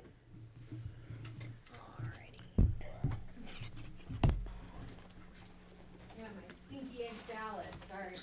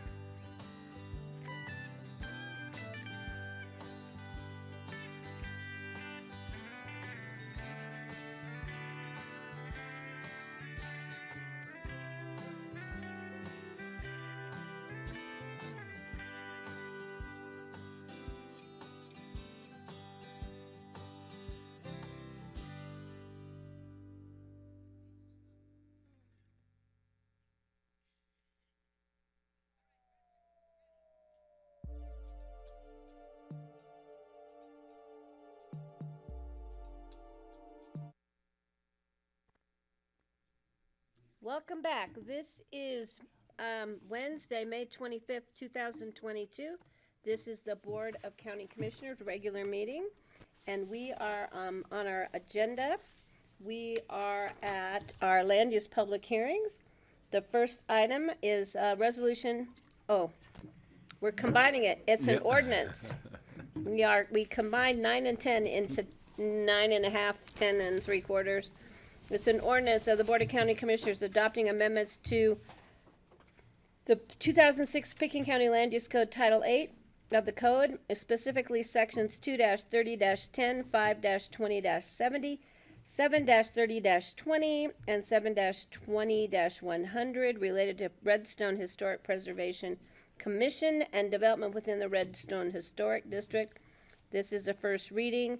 We are also going to be discussing, it's my understanding, the revision of the Village of Redstone design guidelines. Correct. So that's just basically, the ordinance will encompass both of those things, adopting the amended guidelines as well as the land use code amendments you just mentioned. So the title with the page I just put in front of you, of the ordinance language encompasses all of that in the title of the ordinance. Okay. So we have Suzanne Wolf presenting. Susanna Reed gets the the honors. Our Pickens County Historic Preserver. We have the Suzanne team. And so this is a first reading, and we will set it for June 8th. It'll be second reading on June 22nd now to accommodate the Okay. noticing for the ordinance. Perfect. All right. We are ready to go. Okay, Susanna Reed, Pickens County Historic Preservation Officer. I wanted to start with giving you a little bit of background on Redstone. It's been a historic district since 1980 and under various regulation until 1994 when the Redstone HPC became the actual deciding body for development on the boulevard and within 1,000 feet of the boulevard. It's a National Historic District, and several of the buildings in the area are also designated to the National Register in their own right. Unlike the rest of Pickens County, the Redstone District is not a voluntary program, so the things that are designated in Redstone are involuntarily designated, so owners of historic properties have to comply with the guidelines if they want to make changes to their buildings. And as a result, the various benefits that are available in the rest of the county are not available in Redstone. The 2004 document that this is an update of was an update in itself of a 1980 document that was created when the district was established. And when we've been using that 2004 document, obviously for, I have to look at the math, 22 years. And so it's obviously changed over time. Our needs and the issues on the boulevard have changed over time. So this revision really addresses a lot of those issues. We removed some obsolete guidelines relative to site planning that kind of conditions that no longer exist on the boulevard. We clarified some language. We beefed up the landscape section, which was something that was never really addressed in the original guidelines. We improved the site design chapter to include dealing with dumpsters, things like that, that have become more of an issue on the boulevard. And the biggest component of all this is that we created a sign code that is relative just to Redstone. When in kind of 2014, we were looking around and we realized that there wasn't a single sign in the commercial zone of Redstone that complied with the Pickens County sign code. So basically everything was illegal and no one ever applied for a sign permit in Redstone because of that fact.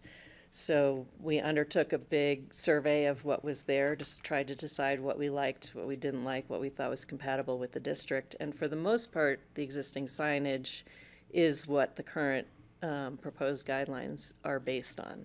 So nobody, in fact, the only two signs that were out of compliance have since disappeared. So pretty much everything that exists in Redstone now will be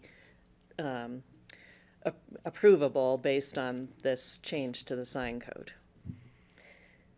Of course, these changes resulted in some land use code changes that were also required.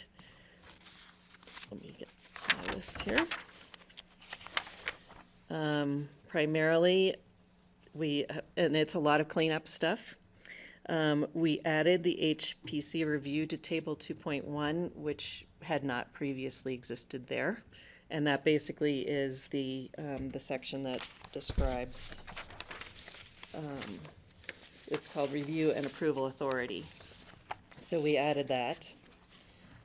We removed a subgrade space exemption for 999 square feet, which is irrelevant in Redstone because of the floodplain issues there.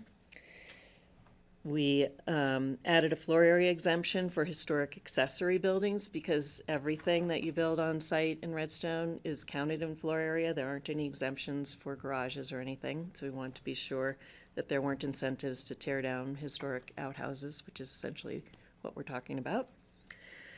We changed the minimum parking so that we reduced the parking spaces that were required on site for both commercial and residential, again, to be more in line with what could appropriately be captured on the site without the entire site becoming a gravel parking area. We changed the definition of minor development, and this was an area that probably should have been changed back in 2004 and was never done, but a lot of the original definition of minor development allowed for a lot of things to happen to historic buildings that we typically would want to review and provide guidance to the property owners on. So we've made the minor development basically just maintenance issues. And all those things can be approved by staff and don't have to go through the HPC. And then we updated the language in the sign code to reflect the new guidelines.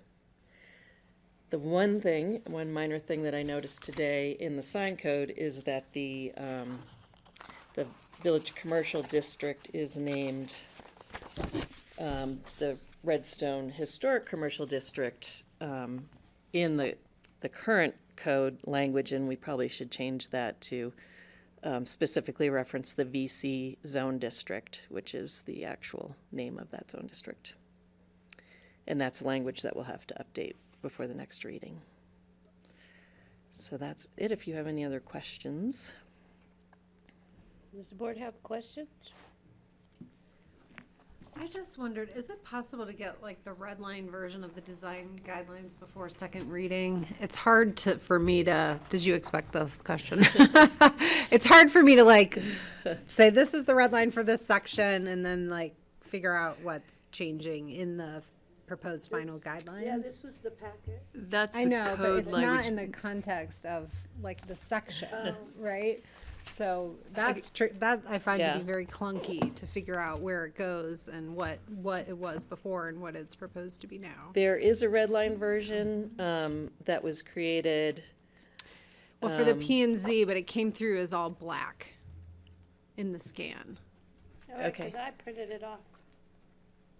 And is this not what you're looking for? No, I don't want it by like line this is the red line. I want to see the document with the red lines in it. Yeah, so that was part of the P&Z packet, but it came through scanned all black. You want to see that, not this easy one. I do have this still, but I will have to go. I hadn't updated with the stuff that I changed from after the P&Z and before we came here, so I could make those updates. I did a lot of formatting repairs and things because when I do the crossouts, obviously it messes up the page numbering and everything. Sure.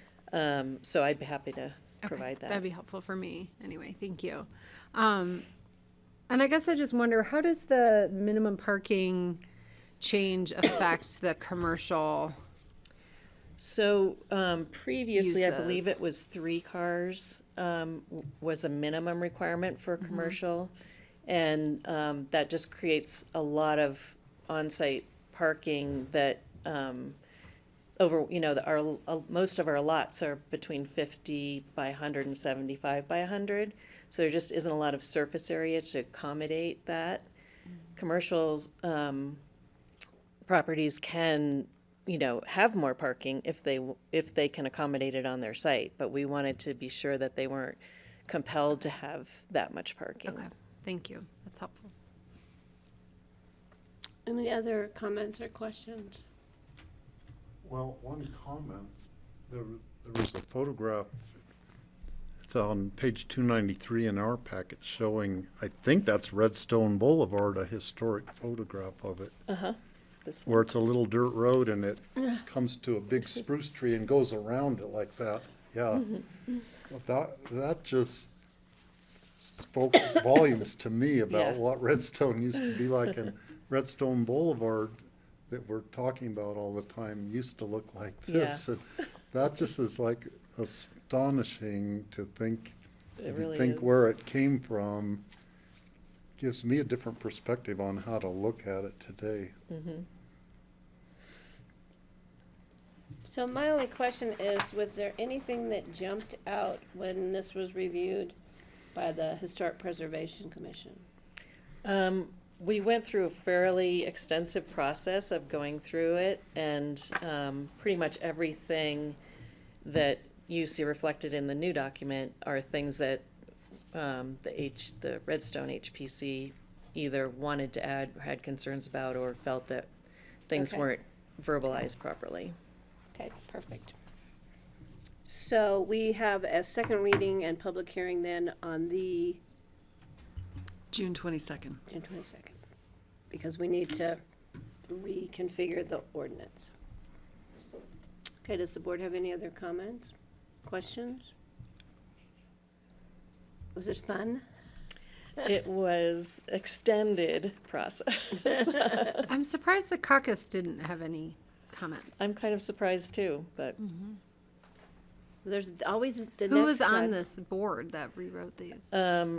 we have Dorothea Ferris, Jason Janes, Nancy Cromie, and Kathy Montgomery.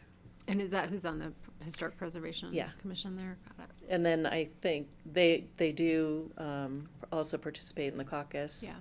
And the Redstone Community Association.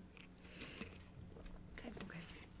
And we did have a meeting in Redstone. We had 2 meetings in one day to kind of present the changes to the public there. And a few people came, but most of them just had questions about, general questions about how to deal with their historic houses.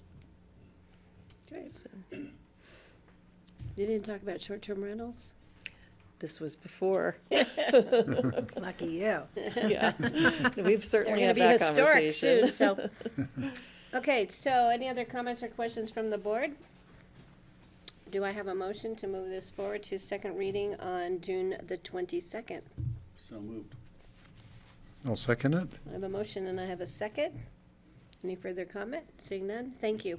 Okay. I'll call the question. All those in favor, please signify by saying aye. Aye. All right, so this will come back to us as It's gonna take way a longer. single ordinance on the 22nd.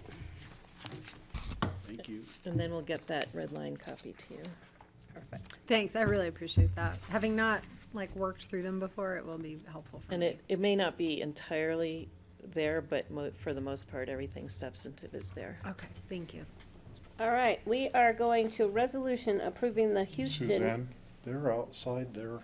Oh, I know. I was like, wait. I believe that looks like. Oh, yeah, we need Dave Myler and Alan, I think. What are you doing for the long weekend? We could go outside with them. It's so nice Can I have a out. chocolate in exchange for egg salad? Thank you. Okay, you guys are late for the party here. I have some tendency to What do you want me to say? manage the social calendar. I'm gonna right? start here. We caught you off guard, huh? Hello. Hi, Dave. Enjoy the sunshine. Dave, I cannot believe that bill passed. At the pool? It did? Oh, no, Can't I'm, wait to get a copy. I'm sorry, I was in California I'd for like the to learn, signing. Well, appreciate Super comfortable in your boats, but enthusiasm. I've never. And I've been in learned touch the with, role. with the owner about some other things, so. All right, Suzanne, It's yours. Give me a quick second here to So we grab. canceled our couple Ruby of Horse things. Leaf float. And is this a one reading or a two? We were relying Yes, on it's to an like guide us informal through this. reso. We're like, I think it's gonna be too high, the eddies are gonna So be it's a too one high, read? and Yes. I was like, I don't need a first family, like, Maybe. Kenda Brown. It only requires one. I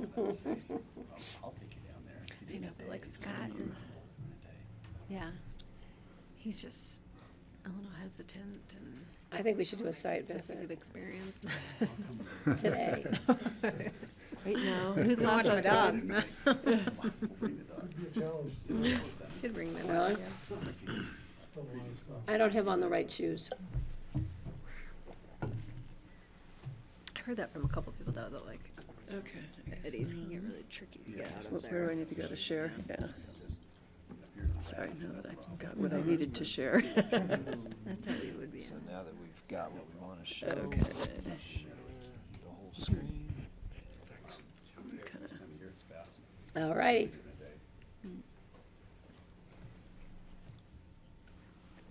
Great, sorry, thank you. I don't know what she's gonna do with that. Do you want it? June 8th and 9th.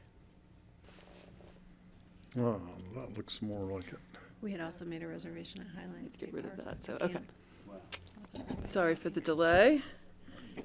Suzanne Wolf for Community ask her. Development, here with the request to amend the historic incentives granted to a property in the Little Annie Basin owned by Houston LLC, represented by Alan Richmond and David Myler, and Tom Barron, who's the manager of the LLC, is also here today. Just to give you your bearings, do a little drive around in GIS. Castle Creek Road going up Little Annie Road. Some of you are familiar with what people call Danville, where there are two little historic cabins right across from each other on Little Annie Road.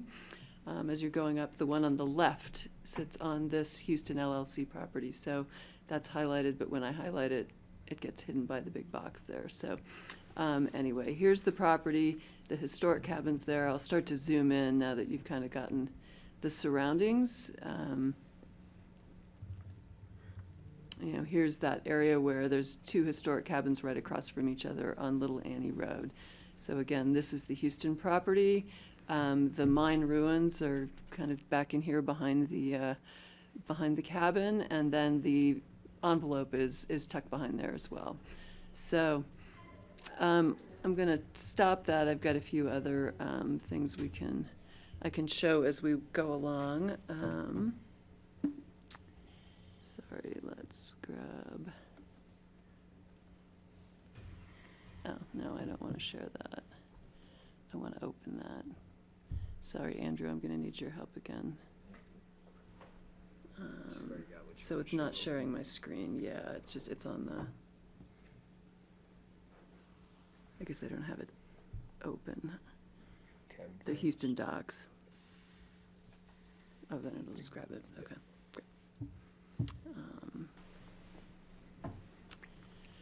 So again, this just zooms you back in where I was showing that this is where the historic cabin and mine ruins are. The activity envelope for the approved additional dwelling. Again, a historic cabin right across the road that was also designated the historic register, and the site of the additional residence that was developed on the property across the road. So again, I'll go back through more of that as we go along, but just to kind of give you that, get you oriented. So background here, in 2008, the BoCC designated the property the historic register and granted several incentives. One TDR, a density bonus to construct one additional residence, 1,000 square feet, and 600 square feet of exempt subgrade space for a basement under the historic cabin.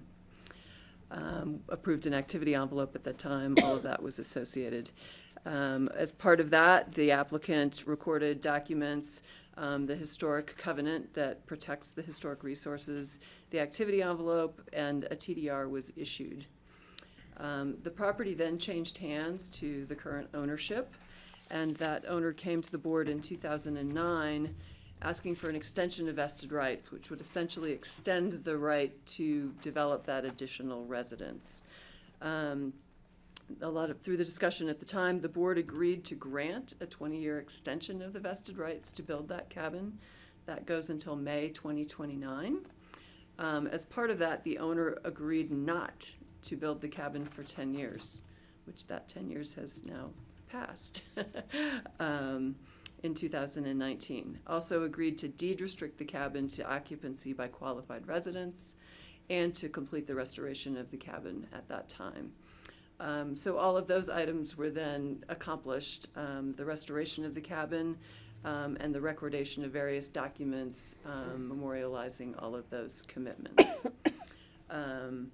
When the cabin was restored at the time, a crawl space was constructed below to accommodate water tank and batteries, but it was not fully utilizing that 600 square feet of below grade space to create a usable basement more than a 5'6". It was really just, they used it as crawl space at the time. So those are the prior approvals on the property.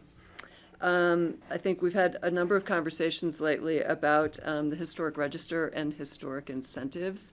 But in the memo, I did, touch on some of those points in the code to obviously, sort of reiterate that we provide benefits to properties that are designated to the register to encourage preservation. This was voluntary, or is voluntary. It was voluntary at the time to designate the resources to the historic register. And so again, just kind of reiterated some of that code language. The owner now, after still having the entitlement to build this additional cabin, has rethought about it and believes that rescinding that right to build an additional cabin would lessen impacts, would be a better solution for the area, but instead, in replacement for that incentive, is asking for a second TDR. To eliminate that development right on the property. The applicant has presented that restricting the property against further development is consistent with the purpose of the zoning in rural remote, consistent with the Maroon Castle Master Plan from 2003, and what's being considered in the new Castle Creek Master Plan in terms of protecting rural character and environment, reducing development, preserving historic resources, and open lands. So those are all part of the consideration for this request. I think it's important to understand, I sort of tried to walk through, what the board, my understanding of what the board was thinking at the time the incentives were granted. They were found that granting all of those incentives, a TDR, the additional development right in the subgrade space, was appropriate based on the criteria in the code. But I think what's really, important to note in rural remote, that the code would allow development of an additional residence, even if the existing cabin wasn't historic. So I'm trying to think if there are circumstances that you all have seen, but there may have been a cabin that was built not historic, wouldn't be able to be designated. But the idea with rural remote was we wanted to preserve, I think at the time, what everybody thought were the funky places that, folks lived on the backside of Aspen Mountain. They lived in these small cabins.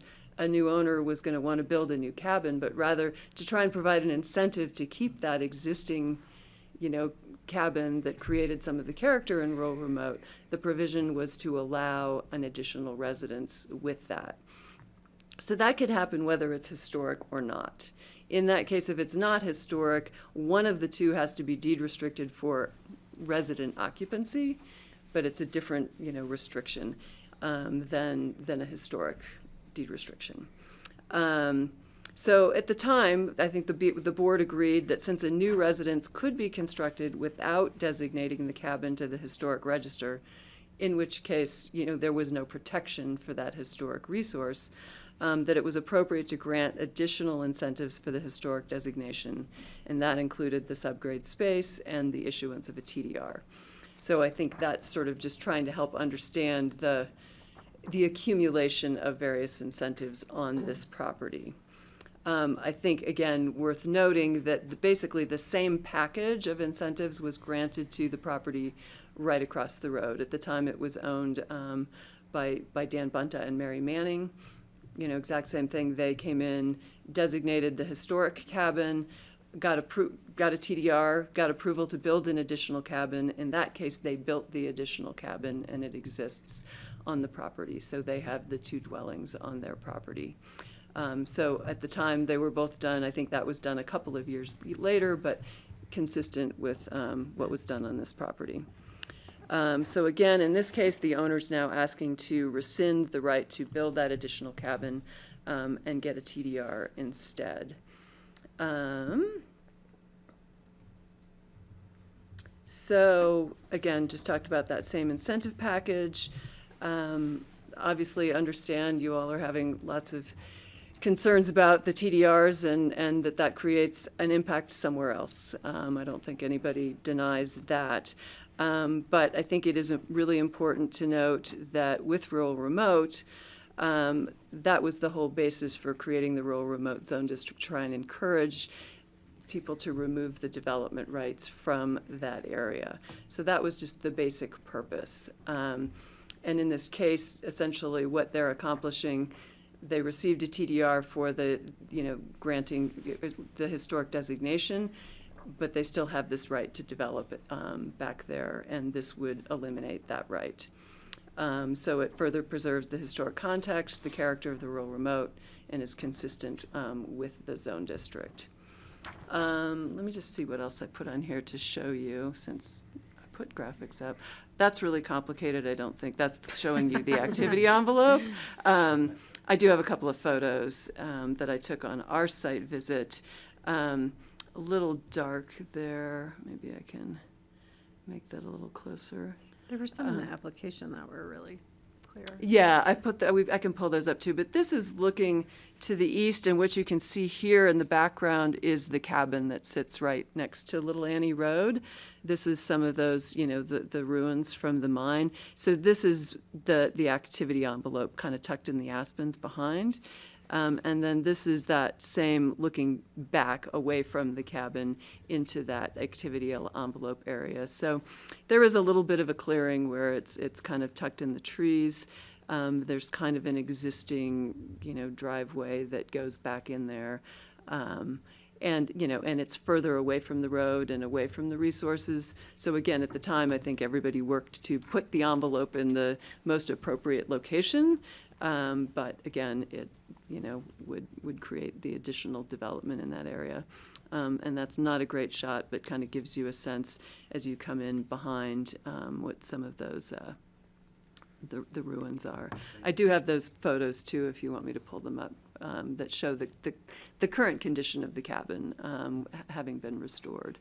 But otherwise, I think that was all I had, if you have any questions for me.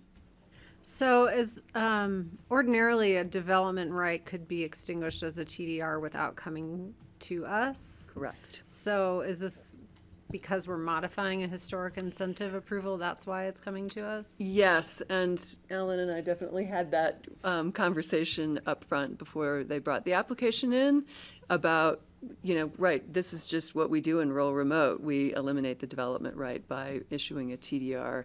And I felt, given that it had been part of that package of incentives at the time, that it was appropriate to bring it back as a modification to the incentives. Okay, and then I have two more questions. Yeah, go That's ahead. okay. I guess the first question, can you explain the sign business? This business about a sign? And then I have another question about, I'm just confused at some of the language in the reso under number 7 in the recitals. So the sign, I think, right, with some of your other things you've seen where we have a historic resource we'd like to identify to the public, so they understand some of, so there's some accessibility to the public, obviously without walking onto the property, but understanding it. So we had required, on both of those approvals across the street from each other, some sort of generic language about providing signage that they could combine to provide one sign that would, again, explain the history of the Little Annie mine area, since, just because the road's going through the middle doesn't, you know, there were resources throughout that area. Because when Bunta and Manning went through and, you know, did their building permit, at that point, we've sort of evolved that program for historic signs to say, rather than having everybody just start to put up their own sign, we'd like to keep it consistent throughout the county and consistent with what open space does for interpretive signage. So we basically set up a program where we determined how much it would cost to fabricate and install a sign, and attach that dollar figure that, you know, then we say, this is what we'll take from you. The county will then do the work to create the sign. We'll work with the owners, obviously, on the content and where it would be located, but that we would actually create and install the sign. We've done that on 3 or 4 different properties. And in the case when when Bunta and Manning were going through to try and, I guess, finish up and get their final inspections and their CO, there was some determination that the cost we determined in 2014 to fabricate and install a sign was about $7,500. I don't remember the specifics about, somewhere in there we said, well, then they'll split it, so it would be half. And with Bunta, there was then a determination that actually was only a quarter of the cost that they had to pay. So we took money from them, the $1,900 or whatever, into our fund to, at some point, create that sign and make it happen. I wasn't able to unravel how we went from just divvying it into to just having them pay a quarter of that cost, but that's what we accepted from them. So is there a sign currently? There is not a sign there yet, but we have that money in our account to use to create that sign. And then my third question, on the recitals on number 7, I'm just confused. It says a commitment not to build the cabin for 10 years, to deed restrict the cabin to occupancy by qualified residents, and to complete restoration of the cabin. And I'm like, lots of are we references talking to about the 2 cabin. different cabins Yes. here, or one cabin? Yes, we are. So it's the existing historic cabin has been deed restricted to occupancy by qualified residents. Okay. The other 2 references were to build the new cabin. Oh, sorry, that one's to build the new cabin, and actually the restoration was of the historic cabin. So if there were to be a new cabin, it Good was supposed to be clarifications. deed restricted, but Yes. they're requesting not to build it, so that goes away. Right. Okay, thank you. So the historic cabin is not deed restricted, It is, and it will stay that way? right. Okay. There's been no request to And remove what about the 600 square feet? Does that go away? Because he didn't put the basement under the historic, he just did a crawl space? I don't know if there's any intention to. I don't think there's that any could be intention to do that. eliminated. There's no intention to do that. It's and been placed. That is correct. Yeah, you'd So have that to- could be You'd have to eliminated. displace the cabin again, and that's not Yeah. gonna happen, Okay. It's just a because the crawl pictures space show for it's the fully bathroom. restored. Okay. So, yeah, the 600 square feet basically goes away. There's a much smaller, So we have the narrow space. 1,000 square feet going away, that additional 600 square feet, and the cabin remains deed restricted. Yep, Yes. and occupied by an employee. It Yeah. always has been. Any other questions for Suzanne? Seeing none. Alan? Great, Greg, thank Do you you. want me You're to good? grab your slides? Yeah, So do I need to stop the share to grab his that are on that same drive, or do I kind of can just find it? Okay.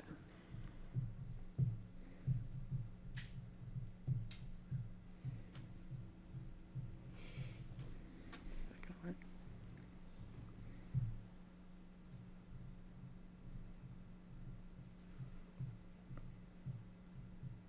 okay, we're there. For the record, I'm Alan Richmond. You've heard that I'm representing the applicant, Houston LLC, with Tom Barron and Dave Myler behind me. We've reviewed the staff memo, we've reviewed the draft resolution. We're totally in sync with the staff's review of the application, and we have no issues with any of the recommended conditions, so we don't have any requests to make of you for changes. Suzanne, as usual, has done a fabulous job of overviewing the application and our request and the rationale for why this should be approved. So I'm going to try and just touch on these points briefly because to some extent they will be a reiteration of what you just heard, and I don't want to be completely redundant. So the property is 40.5 acres in size. It consists of portions of 11 either complete or partial mining claims. You saw where it's located in the basin. It's located right in the heart of Little Annie Basin. The road traverses through several of these claims, so that makes this property highly visible, an important piece of the basin and something that really forms kind of an entry image to the basin when you first get up there. As you know, it contains the Little Annie cabin. We provided you pictures of the restored cabin in the application. It was built in 1891, and Susanna Reed's comments about it back in 2008 when the designation was happening is that it's considered to be one of the most significant mine sites in the Castle Creek Valley. Mr. Greenway applied back in 2008 for historic designation, and you've heard about the incentive package that was awarded, the subgrade space, the 600 square feet, and as we've said, a basement was not built, but a crawl space was built instead. A TDR was awarded. The growth management allotment was granted for the second residence, and you've seen where the activity envelope is designated. The activity envelope plan is recorded, but there's not been a site plan prepared, and of course, no development has occurred in that area of the site. The vested rights at the time of the Greenway approval were just the standard 3-year vested right period. Those went to September of 2011. But right after Tom bought the property in 2009, he came back to the Board of County Commissioners asking for the extension that Suzanne has mentioned to you. This board did grant a 20-year extension that goes to May of 2029. So there's still 7 years left to that vested rights period. As inducements for getting that extension, Tom agreed that he would not build the residence for at least 10 years and recorded a covenant to that effect, and we're 13 years into that 10-year period, so that's been adhered to. He agreed to restrict the cabin to occupancy by qualified residents, and it has always been occupied by qualified residents. Will Cardamone is in the property today as the caretaker. And the deed restriction, of course, was recorded. And the property was restored immediately after this extension was granted in 2010. So as Suzanne kind of alluded to, it's been quite some time since the vested rights were extended, and that really gave Tom a chance to think about what the incentives were and whether this package represented the best form of stewardship for this property. I think every time I talk to Tom about the Little Annie Basin and about his plans for the properties that he owns in the basin, the word stewardship comes up because that's what Tom considers himself to be in that area. And he's concluded that the most environmentally sound approach to this property would be to extinguish this development right. Tom is a real supporter of the Rural and Remote Zone District. He's lobbied on its behalf, and he believes that the Little Annie Basin is not a logical place to provide public services by the county, and you're really not able to do that, that it's a place with many environmental constraints, and that it is an appropriate rural and remote backcountry character area. And he doesn't want to develop this land. He doesn't want to see it developed. Why do we think it shouldn't be developed? We think that there would be significant impacts from that development. You saw the picture. Yes, there's an open area in the middle of it, but there would be removal of trees to build a cabin in this area. And frankly, when you go up into this portion of Little Annie, most of the basin has either been cleared back in the mining era or is naturally open. So an area where you have a stand of trees is not the norm at all. And we would like to not see that changed. We'd like to see the trees remain in place. Tom has gone into that site on many occasions, and while it is not mapped as critical habitat, it is a place that the wildlife use regularly. You'll find deer in there, you'll find elk in there, you'll find bears in there, foxes. It's protected, it's got cover. There's water nearby. It's an ideal place for wildlife to go, and so we don't think that it's appropriate to develop there for that reason. You've got the potential for wildfire hazard. It's map low, and we recognize that, but the area is obviously not served with any kind of emergency services. You would certainly have to sprinkle the property. You'd have to have water on the property, and it's just not a good area from a wildfire standpoint. And lastly, there is a drainage way nearby and the potential to impact that. So from an environmental standpoint, not a highly constrained area, but an area that there would be impacts. I think the most important thing here is your basic purpose in zoning this rural and remote was not to add units to the area. It is to provide a mechanism to remove development potential. And we agree with that, and we'd like to protect the natural environment and preserve these undeveloped lands.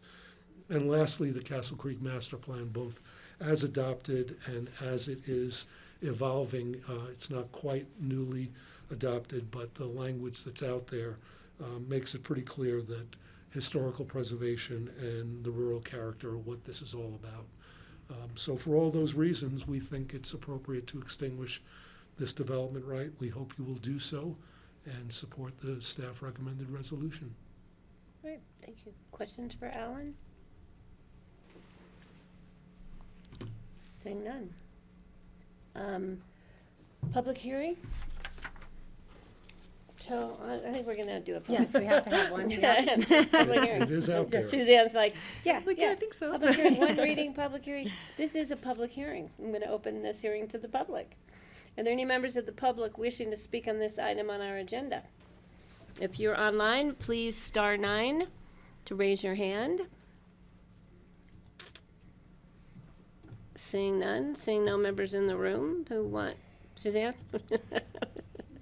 Poor Susanna Reed has been my public for most of the meeting. I'm gonna bring it back. I'm gonna close the public hearing and bring it back to the board for comments, questions, concerns, motion. Steve, please. One thought that crossed my mind is Tom is not intending to do the 600 square foot cellar under the cabin. It would seem appropriate to just put that in as a condition. I can't find the resolution on. I'm stuck where George Newman used to be. Like, he doesn't have the paper copy, so I can't find the page anymore. But I think that should just be put in there as a condition. If that's the intention, let's just memorialize that, and in effect, then that is reducing by 1,600 feet the square footage that they could be building there on the site, and that reduces the 2,500 square foot impact somewhere else in the county. Tom is giving me a thumbs up on that, so we're fine with adding Could that I just condition. If you, Tommy, you wanna come up and give your name for the public record, we'd love to have you join us. Oh, thanks. It's nice to be here in person. It's nice to see you in person. I think that's an excellent idea, Steve. I would just ask that in the condition that you grandfather the existing crawl space that we have there, so I don't have to move that cabin again. It was a hairy thing to do, to try to slide it over very gently and not break any timbers or anything in the process. But I'd be happy to do that. It is a space where it is now just used for the 2 water tanks and the solar batteries. And that's all that it holds. But that is, as long as I don't have to tamper with that again, I'd be fine with that. Yeah, that So sounds how good. do we need language in the reso to allow for the crawl space, or? Well, I think we'd capture it basically in the recitals and Okay. or conditions in terms of, right, we can, acknowledge the crawl So space we is wanna make already sure that mentioned, that's but- captured, Right. that the 600 square feet is eliminated, that the deed restriction remains, and that the 1,000 square foot new development goes away. And the 600 feet was for like a full cellar space that was livable, correct? Under the A crawl existing- space is something, a Yeah, different no, animal. no, yeah, nobody can stand up in this. Yeah. Certainly not one of my children. I probably could. On the Pause. map, I don't let's know. see, on the maps it showed a micro hydro thing that maybe was, on the water line coming down from the spring, I think. Did Yeah. you ever build that, or? I did not, because as soon as I looked at it, I could tell this is a seasonal spring that it comes from, and it would cause a whole lot more damage, and that's the zone where we see the most elk, right where that was contemplated. So I never proceeded on that. So you wanted to leave the water running on the surface so wildlife could drink it? Exactly. Rather than have it in a pipe to generate a little bit of electricity? Exactly. Okay. It's a place where we often will find the elk and any other number of animals. Okay. Okay. Greg, please. Yeah, great, yeah, no, great to see you, Tom. Glad you're here, glad you guys are all here in person, this is nice. I just want to say, I applaud you, what you're doing. This is an important piece of property. I've seen elk and deer wandering through that on various, visits up there over the many, many years. And so I really appreciate all of your efforts here. And I just want to say the only time I ever have hesitance is when we're creating new TDRs, because that's it's like a poison pill. Where is it going to come down? Who's it going to land on? So that's and it's no fault of your own that we make them available for something like this, but it's something that it's become a chief concern. So having said that, I all the things you're offering to do here, I think are applaudable, and I'm grateful for it, and I'm hoping that more people understand the value of preserving historic places like this and preserving open space, as we saw earlier today with what the Moores have done over the years, and your legacy's the same. I know you've done so many great things for us, so I appreciate that. Thank you. Thank you, Greg.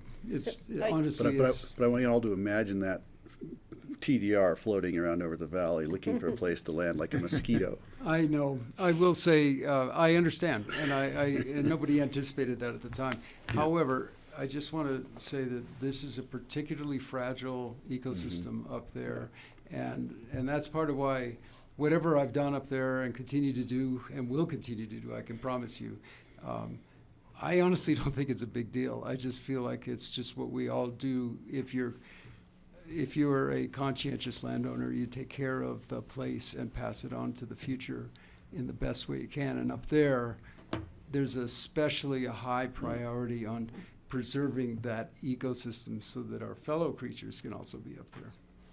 Thank you. And now Well we know said. where Will Cardamone lives. And now we know where Will lives, yeah.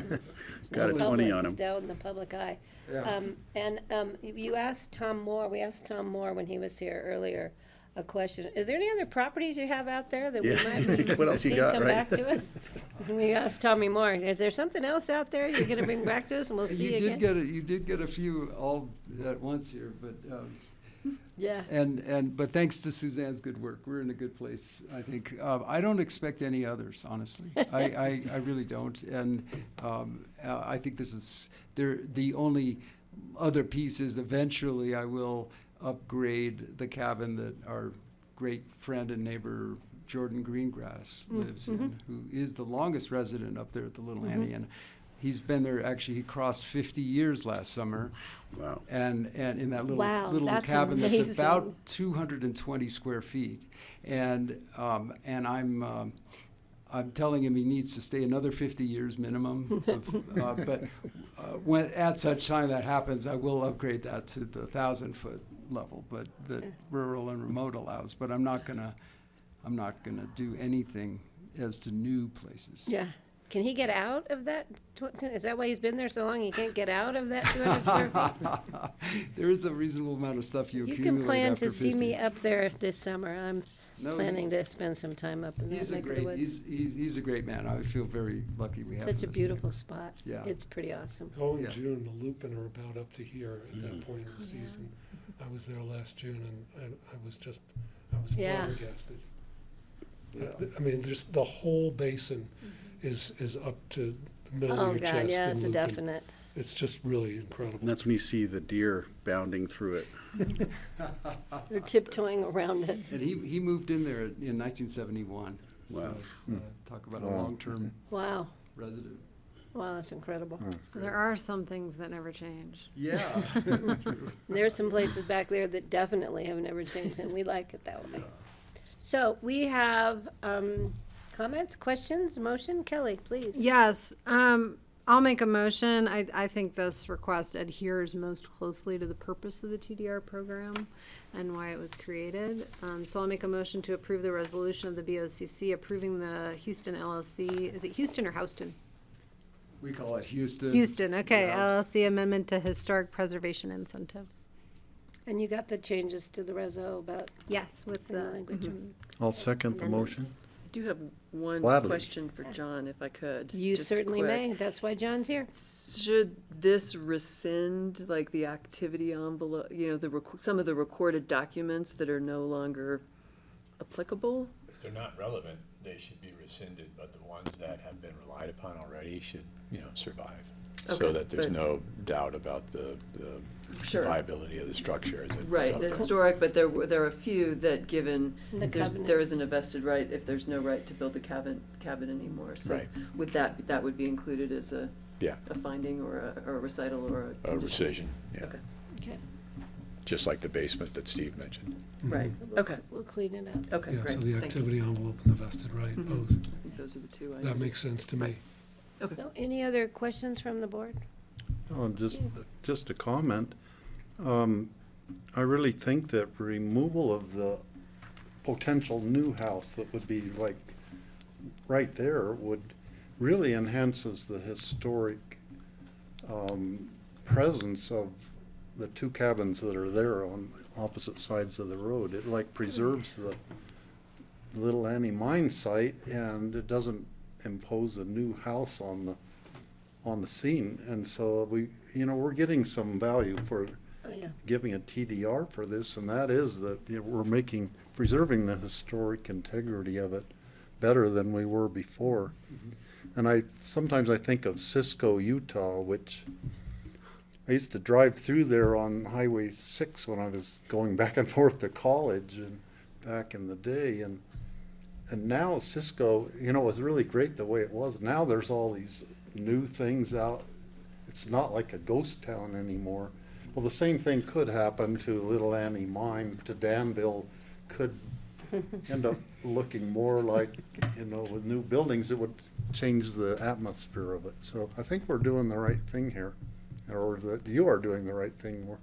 We're giving our stamp of approval to it. I remember Cisco when it looked like Cisco, but you're right, and I do want to just say you are all very aware of the intense market pressure on this. I mean, it's that village of Danville, which actually I call the voyage of the damned,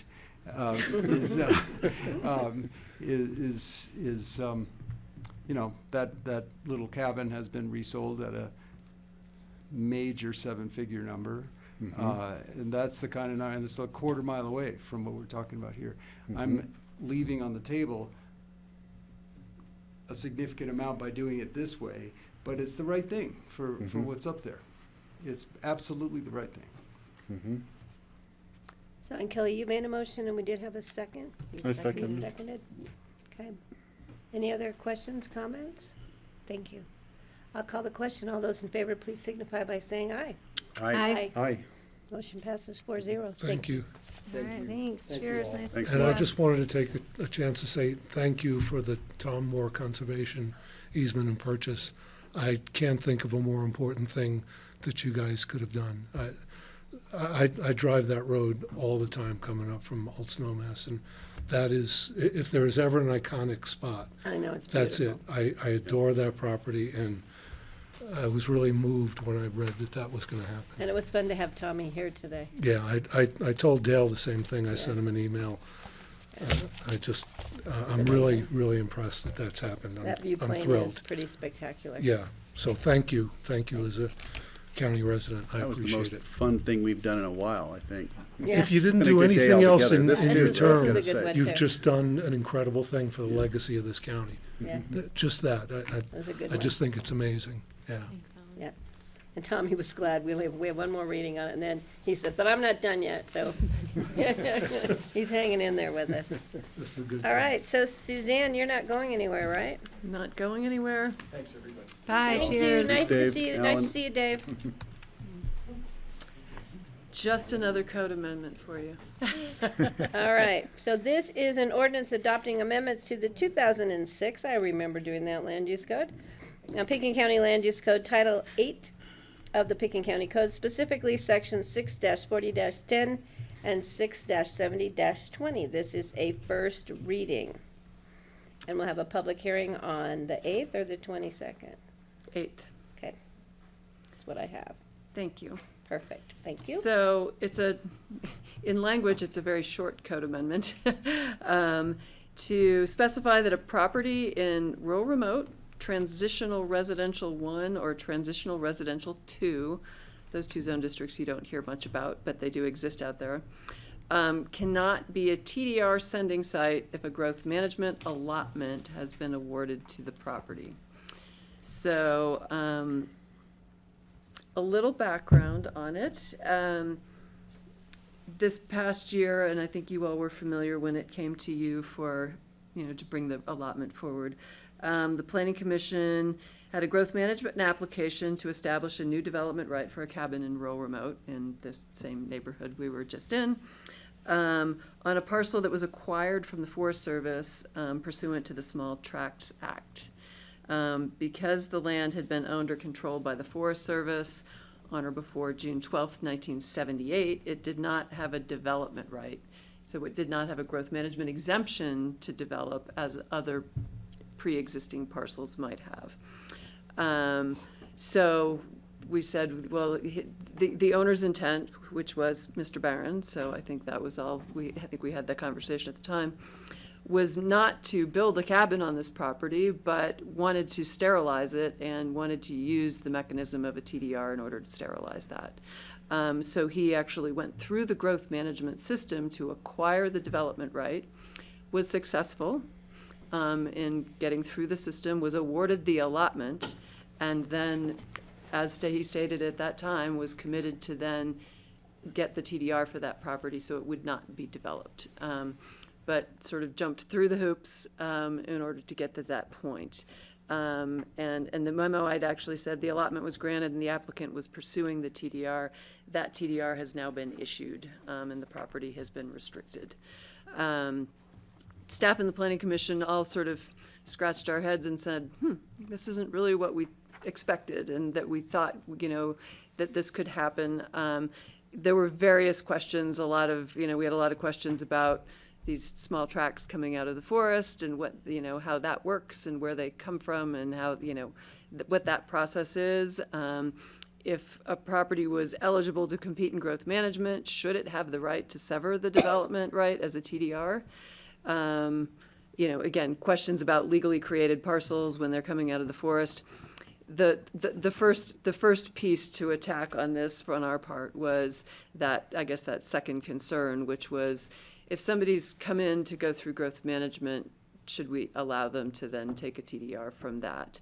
And this proposed code amendment that was supported by the P&Z would say that they could not translate that into a TDR if they went through growth management.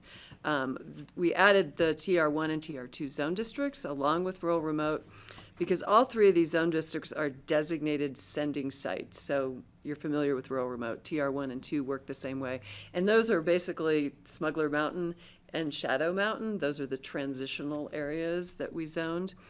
But it's set up like rural remote, where if you decide you don't want to develop, you have the right to get a TDR off of your property without going through a process to establish that ability.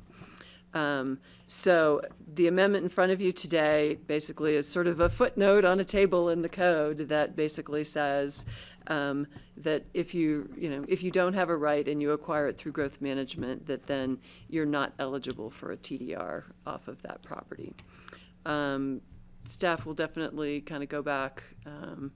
Ryan, I've had a number of conversations, about how do we think about this bigger picture about the public lands and coming out into private ownership and how to look at that as well. But that will be for some future amendment. So you're talking about a public land comes into private ownership, does not have a development right. They can compete in growth management for a development right for 1,000 square feet, but they can't then turn around and say, I'm not going to develop it, I want a TDR. Right. Okay. Exactly. They either have to build it or leave it the way it is. Okay. Kelly? Two questions, I guess. So would this follow title? So somebody pursues it thinking they are going to build a cabin, and then they sell it, and the subsequent owner decides they want to sever the development right. Will it follow in title? I think as this being codified, it would then have to be acknowledged at that point as part of that approval that they're getting that development right could not then be severed by way of a TDR. Because right now a private transaction could happen where someone has a GMQS allotment and sells it, and then the future person can do whatever they want with it at that point. So you're saying if they get the GMQS and then the next person who buys it gets the GMQS allotment and decides they want the TDR, my understanding, they would not be able to do that. So any property that went through growth management would have to keep it. It would go with the property, not with the owner. Right, that's what I'm asking. Yeah. Okay. And then does the Forest Service care? Like, do they have any input on this as far as their ability, their market to divest lands that they may not care to own? Ryan, I had one conversation with somebody from the Forest Service, which was more just trying to understand like how these parcels, come about and whether or not, are they ones that the forest is identifying as wanting to get rid of, or more property owners coming to them and saying, hey, I noticed this piece. They look at, in this case, these properties are surrounded, by other ownership. I mean, those are the ones they want to look to get rid of. But again, we haven't delved deep enough into that whole piece. But, again, the value of these properties, when they were acquired, is such that definitely does not reflect the potential to develop those in Pitkin County. Mm-hmm.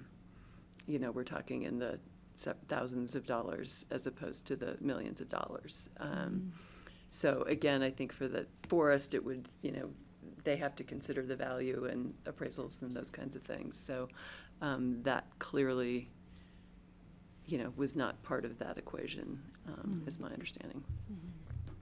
So I see what you're saying. You're saying that the forest is going to say, I can't sell this property for enough money now because you won't No let one them. wants it, they can't do anything with it. Yeah, but they could still get, Right. Yeah, no, I know. they can still do growth management and build 1,000 square feet on it. That's why the code was written the way it's written now, and that properties coming out of public ownership, either the feds or the state, are not, even though they're legally created, they are not accompanied with a building right. Mm-hmm. So that we don't have random tracts being privatized all over the county, and then we have to deal with it. We have to deal with the impact of it. We have to deal with the development of it. We have, Steve? My feeling about these small tracts is that, and I think maybe we should consider doing a policy change on it, would be that the two things that we would be okay with if the Forest Service wanted to sell a small tract was it has to be merged into an adjoining private land ownership. So it's not creating a new lot. It would be just merged into an existing lot. So that's eliminating any potential of a house on it. Or that the county, another public entity would buy it and keep it sterilized. So either the county or Open Space and Trails, or, some public entity that would not be developing it for a house. If we could do that, and maybe it's a federal policy, not our policy, that would drive that, but that seems to me a good way to go if we could. You'd have to have the neighboring parcel privately owned would want to be interested in purchasing the small tract from the forest and merging it. And my understanding from, again, the one conversation with the forest is that, I mean, they're only looking at disposing of these to people who have adjacent land, you know, so it's not anybody looking to pick up a little piece of property out there. You know, again, I think that's how they're looking at it, as a way to accumulate that property.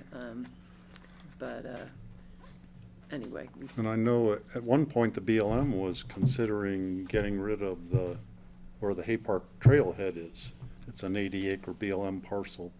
And they were approaching adjoining landowners who there were 3 adjoining landowners, basically, us, the Morans, and the monastery. So, but they approached us to see if we would want to purchase that.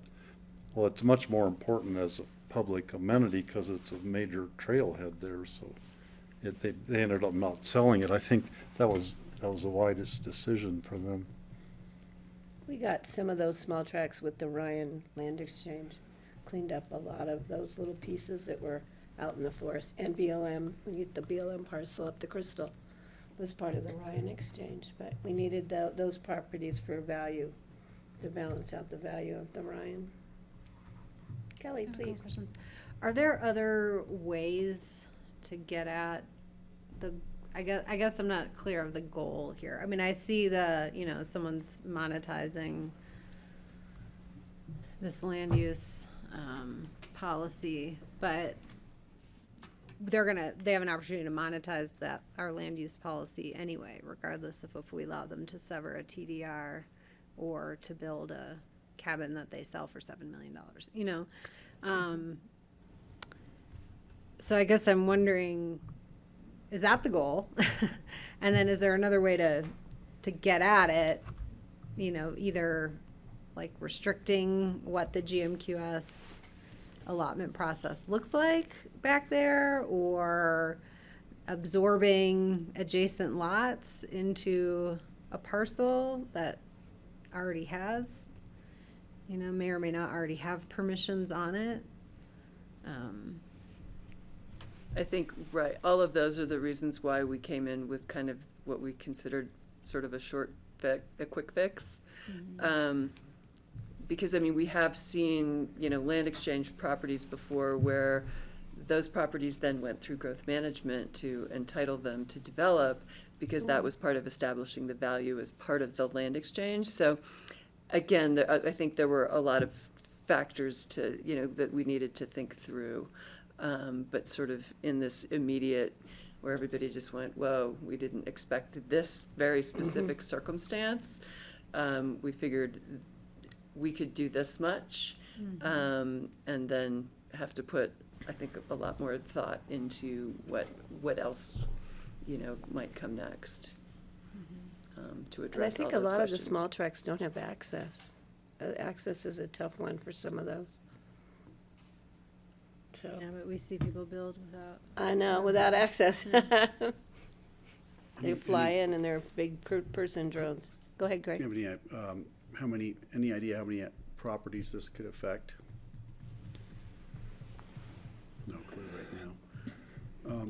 I was just thinking about, you know, acquiring an adjoining parcel in order to make your property large enough that you could actually get a development right that might have not been available to you with a smaller parcel. I'm trying to understand this still. So if you can add a couple acres and it brings you up to whatever, I guess the zone district is, I'm not sure I have a thorough understanding of where all this is, you know, what the restrictions are in those districts. I don't think there's a minimum lot size. Yeah, rural mode has a 35-acre minimum lot size, but again, like this parcel that came through was viewed as a legally created parcel. It just didn't have a development right. So again, another conversation we've had is, can you only compete in growth management if you meet the minimum lot area in the zone district? Again, but it might be hard to get enough aggregate claims to get your 35. I was wondering how many circumstances that could happen where you have the opportunity to get another chunk of Forest Service land that'll put you into the zone to actually. I mean, in this case, obviously, we have one specific case to refer to here, so even though this is a code amendment, but, the one property had about 3 acres, but there were 3 other small tracts that he had acquired that he agreed to restrict as part of his growth management commitments. And in the end, those were all even smaller than 3 acres, some less than 1 acre, but they were all discrete, Right. parcels. So again, that's why I have no handle on, what How all often could that be can out there, happen. particularly there Yeah. with the, mining claims that overlap, and you end up with these little slivers, that, so. Just don't know. Just People don't get know. people who live and read that land use code get very creative. So I think this is a good step to trying to resolve at least part of the issue. Well, Maybe and- that's a conversation for our growth management. Yeah, too. I guess I'm just so it seems, if I'm understanding this correctly, the burden to go through growth management and actually result in something that can be monetized is greater than Getting greater. the process of kind of transferring these lots into a TDR. Am I understanding that correctly?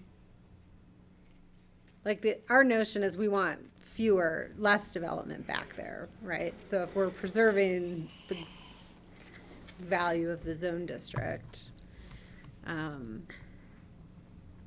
moving development off altogether seems like that would be a good thing to do, but the difficulty in going through growth management back here is enough of a barrier that we're not resulting in more development than we might otherwise want. Well, I'm not following that completely. But traditionally, If someone wants to make money off a lot and their only path is to build a cabin and sell it, or sell a right to build a cabin, Right. is that what we want as an outcome? So Well- if it's hard to do that, then maybe we don't have anything to fear. when rural remote was first implemented with the TDR component back in '95, the properties that were coming in first and predominantly were properties that were ridiculously hard to develop anyway. They're, on slopes like this, they were so far back up in the mountains it was difficult to get to. And so the practicality of development and utilization of the property was very small. But let's just sterilize it if we're not going to build on it and realize a TDR. We get some money and you guys deal with the problem of the growth that the TDR generates. Even if we had not had the TDR program at all, chances are those properties, that type of property, that type of configuration, the crappy lots, so to speak, they would not be developed at all. So we have recognized the generation of TDRs. So we've recognized the generation of the development ability and taken it out of a place that it may never have been built and then put it into a place where it could be realized. And that's not certainly all of the properties. I mean, along the ridge, all those properties are certainly developable and utilizable as residential properties.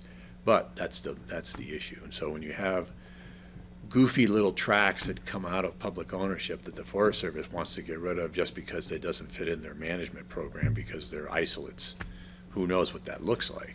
It might be slivers, it might not be slivers, it might be below a minimum standard to accommodate septic systems or whatever like that under rural remote, and development wouldn't be allowed. But even if it was large enough, they might be situated in such a way that this is why they were disposed of under the Small Tracts Act. So this just keeps that mining of TDRs from going on. So to me, it seems like a great move, just because you're forestalling the generation of TDRs that you never anticipated coming out of rural and remote, because these are properties that are now themselves coming out of public ownership. And I guess to your point, right, the potential right now is still there for someone to go through growth management and try and obtain a development right. But I mean, I think ostensibly the a end crappy game- lot, they shouldn't get approved Well, I for think the growth end game management is that, allotment, right, well, right, either they wouldn't be eligible for the allotment, or, you know, right, is there more we could add to the code to just, right, recognize that that wasn't, you know, isn't, again, either they don't meet the minimum, whatever it might be, but again, we felt like there needed to be more time and effort and research put into whatever that amendment might look like. And Sure. given the you know, precipitous rise in the value of TDRs right now, it invites people to do this kind of thing. Yeah, sure. After the market cools off and the prices come back down again, which is an inevitability, then, you know, teasing apart growth management criteria and embedding something like that so that the crappy lots aren't, you know, invested with a development allocation, you know, might be a thing to do. But at least this is something to get ahead of the wave of generation of TDRs just for the value of them. Okay. Good work. I can buy that. Okay. This So is good. not a public hearing, right? Because we're doing the public hearing on the 8th. We actually, let me just make sure. We did notice Oh. this for today, so Okay. it is a public hearing, and you can Well, we'll do it continue again it on the and do 8th. the So this public is a hearing. public hearing, which we will continue to the 8th if we continue this motion forward. Are there any members of the public in the room wishing to speak on this item? Any members of the public online wishing to speak, please, it's *9. Had some very patient people waiting with us today. All right, I'm gonna allow this public hearing to continue if this motion moves forward to June the 8th. And I'm looking to the board. Oh, I'll make a motion, to approve the ordinance adopting amendments to the 2006 Pickens County Land Use Code, Title 8 of Pickens County Code, specifically Section 6-40-10 and 6-70-20 related to TDR sending sites. This is a first reading and will be set for second reading and continued public hearing on June 8th. I'll second that. All right, I have a motion, I have a second. Any other comments? I'll call the question. All those in favor, please signify by saying aye. Aye. Aye. And Susanna, are you done with us? I'm gonna be sitting over Okay. there. Then don't go far. I won't go far. All right, the next item on our agenda is a resolution approving the Oxenberg subdivision PUD detailed submission. This is a second reading and a public hearing. And I believe Leslie Lamont, we are not crying anymore, Leslie, so you're good to go. That was tough. That was tough this earlier this afternoon.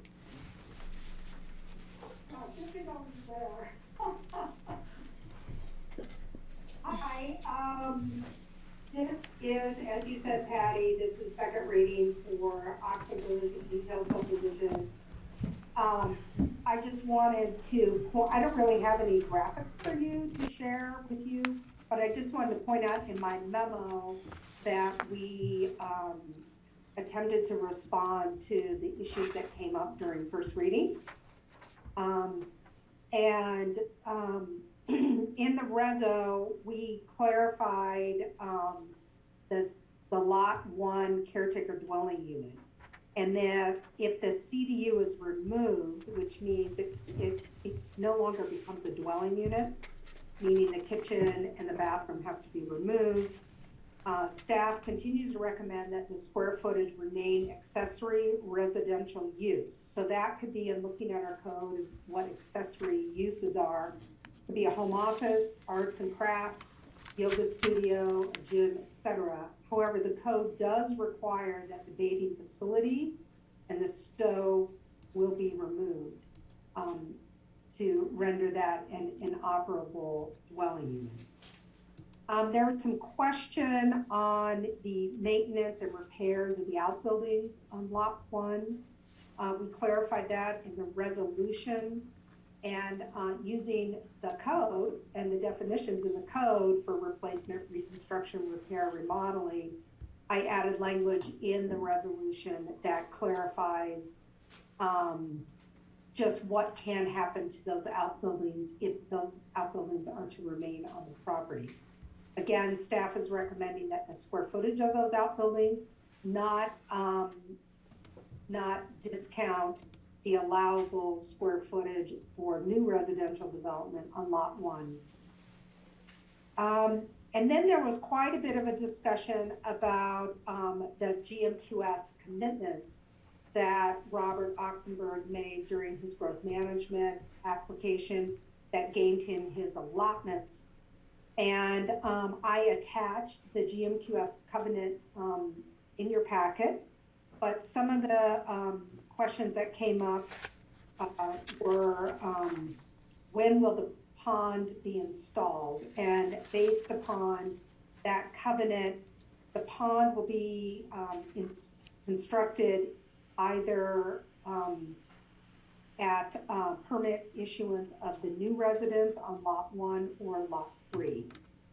The Rio Grande bike path easement will be provided to the BoCC for acceptance at the same time that you review the final plat. Final plat is another step in this process. You will see this project again in final plat, by the way. The conservation easement and the recreation easement, same thing. You'll see it at final plat. The irrigation water rights, the applicant committed to buying the rights to the property, and that document will be reviewed and approved by the county attorney and also will be part of final plat. Piping and sprinkler irrigation on the property, that conversion is required to happen prior to building permit for either the residence on lot 2 or lot 3, whichever is first. And then there was the requirement to remove the barbed wire fencing on the property, which the applicant committed to. And at our last meeting, Mr. Oxenberg said he's already started that process, but removal of the old fence is required to be completed prior to permit application for the first residence on lot 2 or lot 3. And then there was a lot of discussion about the conservation easement, and both Paul and I, Paul in particular, who is also on Zoom, should be on the Zoom here today. He has spent some time talking with Marty Schlumberger, the adjacent neighbor, about the conservation easement. And that conservation easement you will see during final plat. And Paul continues to work on that. Can we move Paul over, please? Leslie, I have a question. You mentioned the pond would be at the time of the development on lot 1. Did you mean lot 2 and 3, not lot 1? And 2 and 3, Okay. yes. Okay, because you said lot 1. Okay. I want to clarify that. Thank you. Yeah. And then I do have some edits to the resolution. This always occurs with me, but I always appreciate a second set of eyes on my work. And if you're ready for that, I can just go through that as well. Is the board ready to move to? I think we're good. Let's go ahead. Okay, so page 1, number 6 in the recitals,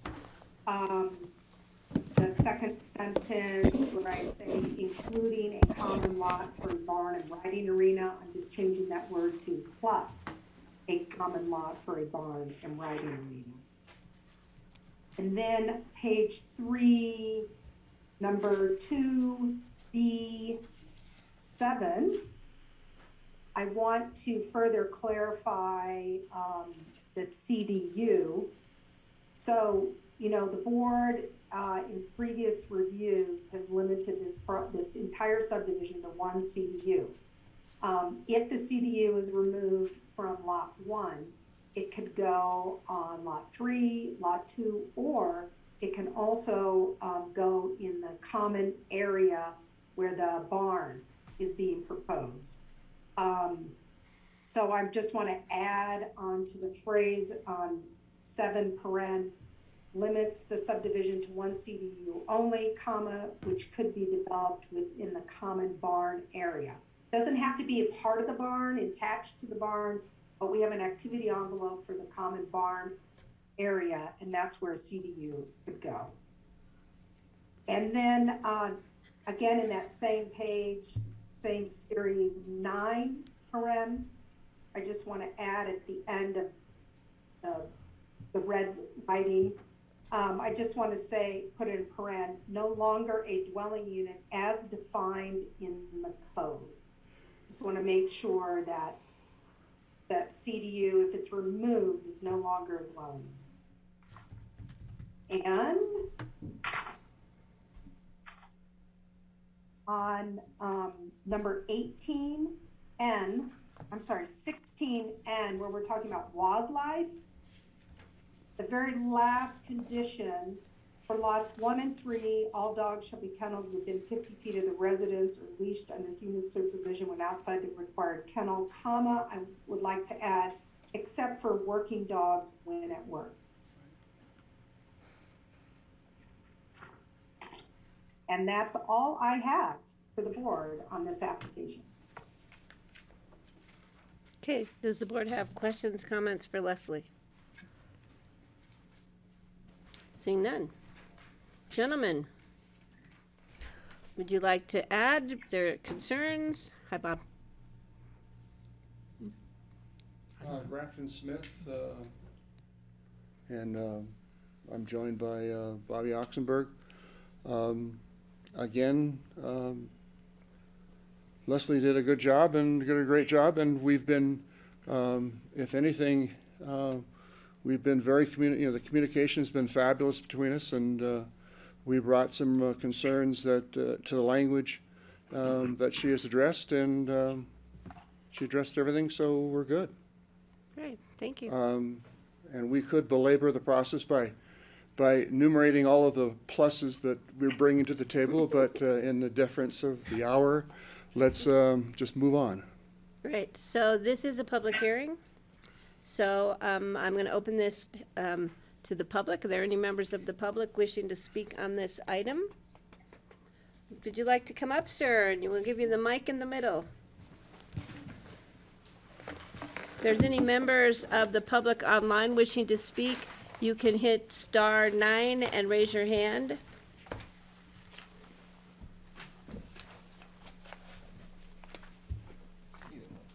That work? Okay, Marty Schlumberger. Hi, Marty. One of my bigger concerns is the covenants that are being put on this property from the open space and trails, and that how it affects the neighbors. And when I read what has been presented, especially in the agricultural aspect, under number C, number 1. Are you talking about the conservation easement? Well, is it in the conservation easement that's going to control this, or is it going to be the covenant of the property itself? Let's ask Leslie that, because we don't have the conservation easement before us today. So Leslie? It will be both. Yeah, well, it's going to be multiple layers. I mean, you're going to have a subdivision plat. You have specific activity envelopes that are defined in the subdivision plat. Site plan review will be required for developments of lot 2 and 3 in the common barn. So that's another level of review. Then you have the growth management allotment, and you have the commitments that were made to obtain the allotments. And there's things like there's only a certain amount of square footage that's allowed on lot 2 and on lot 3. And for example, the caretaker dwelling unit can be 1,000 square feet, but that comes out of the growth management allotment. And then because of the growth management allotments, we have the covenant. And the covenant really locks in the commitments that were made during the growth management to obtain the score that the applicant did. And in my presentation, I listed a couple of those items out of the covenant when those commitments need to go hard, for example. Then you have the conservation easement. And the conservation easement is going to be on everything on the land in perpetuity but the activity envelopes are going to be carved out of that. So the subdivision plat, site plan review, the GMQS dictates what will happen for development, but the conservation easement is going to define what happens on the rest of the land and what can and cannot happen. Right, because I think Marty is talking about agricultural issues, is my understanding, Well, Marty? I've got a couple of them, but that's my main Okay. concern right now. Well, That's correct. technically, we don't have, I'm still gonna let you comment, and you can comment on anything you want, but we don't, the conservation easement will be coming to us at a later date. So when I read this and it says agricultural reserves the right to irrigate, graze, cultivate, graze, sheep, livestock, and other process, and butcher livestock. It also says in that conduct composting operations, perform tilling, tarping, sod busting, and any and all practices associated with developing new farm plots. Where does that fit in? That's a question for Leslie or John Ely. And I think you're reading from the GMQS covenant. Pardon? I don't know what It document. looks like you're reading from the GMQS Yes, I covenant. think that's, so that is part of the covenant. So if he does something outside of that, you want to know, how do you shut that down? Yeah, exactly. What I don't like about it is developing new farm plots. Are we changing the zoning down there? It's totally against the agricultural part of the Woody Creek Master Plan. Can I just interject? Marty is not reading from the GMQS covenant. I'm looking at the GMQS covenant right now. That language is not in the covenant. I think, Marty, you're still on the conservation easement. And we talked about this last time. That's correct. We talked about that there's also, on this property, there's an underlying zoning on the property, and there's permitted uses based upon zoning, and there's special uses based upon zoning, and then there's prohibited uses based upon zoning. So, you know, I think if someone were to utilize the common ag plans on something that was contrary to what is permitted in this zone district, then we would have an enforcement issue, aside from the conservation easement. So when And I he's think talking new farm plots, what to me that means is you can grow potatoes here and you can grow hay here and you can grow grapes there. That to me is different farm plots, not that you can subdivide the land further and create new plot lots. Right. That's a new term. Right. No, And I think that's how Paul described it for us last time. Does that make sense, Marty? No, what I see is that, like down by the Emmett Schoolhouse, there was a plot that you own down there, Open Space and Trail owns it. They cut a part out, high fenced it, and made a truck farm out of it, or I call them old McDonald's farms. They did the same thing at the end of Lower River Road, where they built the greenhouses down there, and you can see it from 82, where they put all the Visqueen up. That's and the Lazy Visqueen Glen. Tents. Open space. Yeah, that's open space. So what that did, that took a parcel and changed the use of it.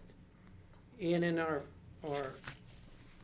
Woody Creek Master Plan, and I could read that to you, or we can work on that later, but I see this as part of the subdivision. Well, the conservation easement will be coming back to us with the final plat. Is that right, Leslie? Yes. But does this supersede the conservation? This is by right, the way I read it. Well, John, we can write anything we want into a conservation easement and take anything out, correct? Well, but this not isn't that broadly. But I thought I could do whatever I wanted but to do. typically speaking, a conservation easement will reserve uses that are permitted, and one of those reservations relates to the underlying zone district. There's no point in preserving mining as a use when it's not going to get approved as a use through the land use code, so things like that. So how would you define Marty's concern about creating different farm plots? Well, it comes down to drafting a conservation easement and the final approval referring to the conservation easement, not what you want to allow to happen. So, from my point of view, make it clear what you want to have available for use on the property and what you don't want to have available for use on the property. Okay, Greg. I mean, Steve, whoever you are over there. George. Really polite. George, So Mr. Newman. in the GMQS covenant part, what it says about agriculture is on number 4, ensure the future agricultural uses of the common area. And that's really all it says on the commitments that have been made. So it doesn't, in there, it doesn't specify exactly how, what they're going to be doing for, they're going to keep it as agriculture. Everything Marty's described is agriculture. A hoop house on a plot of land growing vegetables is part of agriculture. So, and a hoop house isn't a permanent structure. Eventually the plastic deteriorates, that they're not on a foundation, that kind of thing. So anyhow, I think we should address these issues in the conservation easement. The fact that Marty's bringing them up would alert staff and Grafton and Bob to the fact that you have concerns about what agricultural uses, and maybe they then would craft the conservation easement with your concerns in mind. That's what I'm thinking would be Well, I the think best. this ought to be eliminated in Grafton, and Bob ought to think about that. They build this house up there and they have a barn and a nice caretaker there, and on the bottom piece of that land down there, Open Space and Trail leases it to a truck farmer. And that's, to me, is exactly what that says. I don't think open space and trails would be leased. Have the concern. And I do. Wait, address. I'm sorry. I'm that's sorry. okay, Bob. I'm so- No, I'm I sorry. don't. Paul, I don't think open space and trails would lease out the land. Can you help me with that? It's a given right. It says right here. No, but open space doesn't have control of releasing the land. Sure they do. Yeah. We could go in and lease out Bob's conservation easement to a. Open Space and Trails could lease it out? I'm confused. There are different ways you can write a conservation easement. Typically speaking, the lease programs that we have for agricultural activities are on properties that we control, we own. So there's that. However, you can also draft a conservation easement to ensure, for example, the continued use of a water right so it's not abandoned and lost. Or you can have it, the continued use of agricultural purposes for either historic or some parameters. Right. And if that is not accomplished, if the water isn't being utilized, if these affirmative duties are not being done, then the county will have the right to enter the property and ensure that it is done. But those are rarer. But we do provide for that type of activity in conservation easements that we hold. So, but this conservation easement doesn't give open space the right to come in and start up potato farm on your land unless you are asking for it, unless you are. Wait. I'm sorry, I was going to answer that. Yeah.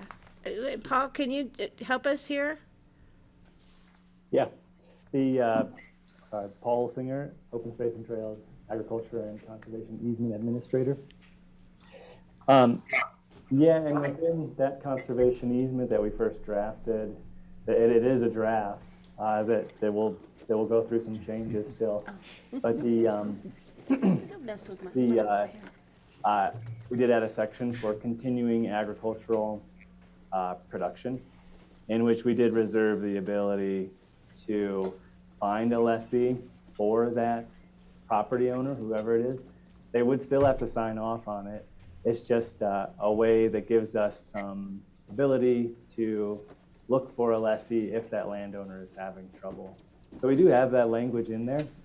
It certainly doesn't give us the ability to install somebody on the property without that landowner's consent. But we do have that in there. But yeah, you're right, that The leasing of that property is up to the private property owner. Picken County Open Space and Trails does not have that ability. So my question then is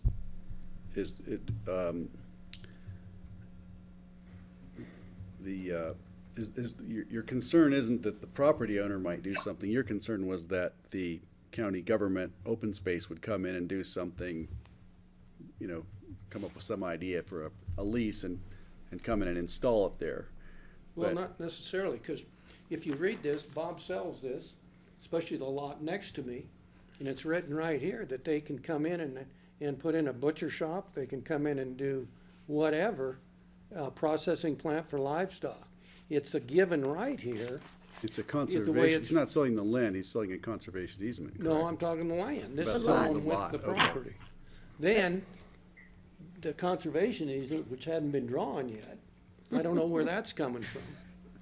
But in the Woody Creek Master Plan, and we wrote this when we were working on the greenhouse, and you two will remember this, that traditionally, agricultural in Woody Creek leaves no trace of activities that are completed each season. With the conditions of the agricultural land, sustainability the same at the end of the season as it were in the beginning of the season. Now that means like hay fields, potato fields, whatever. It doesn't mean that you can go and cultivate grazing cattle, sheep, other livestock, process and butcher livestock, conduct composting operations, perform tilling, tarping, sod busting, and any and all practices associated with developing new farm plots. The way I interpret that is that you can go in there and put the old McDonald's farm in there and have portable chicken coops and, sheep running around behind a hot wire and a butcher shop if you wanted it. And I don't think that is correct when you took a piece of land out of a subdivision and re-subdivided it. So, that's all legit. I'm not bitching about that. I'm just saying that I think this part of the agricultural entity, which would be I believe, in the covenant on this piece of property, having nothing to do with open space now. But which trumps which? By right, if I go in there and say, Bob, I want to buy this home site, build a house, and I want to start a compost factory there, by legit, I can do that, the way I read it now. Well, I think, John, please, but I think the conservation easement can be written specific to allowing things and not. But who trumps who? That's the problem. But it's not that either trumps one or the other. They both have to be complied with. So you have to comply with the terms and restrictions and requirements of a conservation easement. And you also have to comply with whatever the zoning and use development requirements are. It does, however, does nothing but add confusion if you provide for the ability to do something in one document and the inability to do it in the code. So it would make more sense to have them in sync, at least how the code is written now. That doesn't mean zoning can't change. And, rendering livestock, I can't believe is an important activity you want to preserve the ability to have down there. I mean, you can hang goats up and butcher them. Yeah, I'm asking you. I'm asking somebody ask because Bob. Are that you seems to gonna be butcher something hogs that's on your easily property? focused I don't know if on. you guys go along with this, maybe you do. But I would be very nervous if I was investing I'm gonna let this Bob type speak of for a minute. development. Go ahead, Bob. Okay, Robert Oxenberg, and I can understand Marty's concern. I have one question before I make a statement, if that's okay. Sure. What do I have the right to do now? Don't I have the right, isn't he reading something that I have the rights to do right now? I'm gonna look at staff. There are. I don't have my intent's not that, but I'm not sure if that's what the rights are Does for the everybody. code currently allow Bob to put in a hog butcher station on his property? I'd have to look up how what use that falls under, but I'm assuming not, that you can't have a slaughtering facility or the hog farm or, you know, whatever. I mean, there's language in there, but could he plow up the fields and plant something totally different? Yes. Could he come to us and ask to get exempt agricultural square footage for greenhouses? Yes. You'd have to come back through for permission for some things. There'd be permitting, you know, it may or may not require a land use review. Again, there'd be processes for those things, but if it falls within the realm of agricultural use or agricultural buildings, there are provisions in the code to allow for that. The only thing I wanted to add, since you got me, I just wanted to say, I mean, the resolution in front of you today reads specifically that they have to come back with their final plat. And at final plat, we will also look at the draft subdivision PUD agreement, which will be the final version of all of the things we've talked about it through this process. The conservation easement, which has to be separately adopted by you by ordinance, and the draft access and recreation easement, which again has to be adopted. So you do not have in front of you, and I know you've said this, the conservation easement language.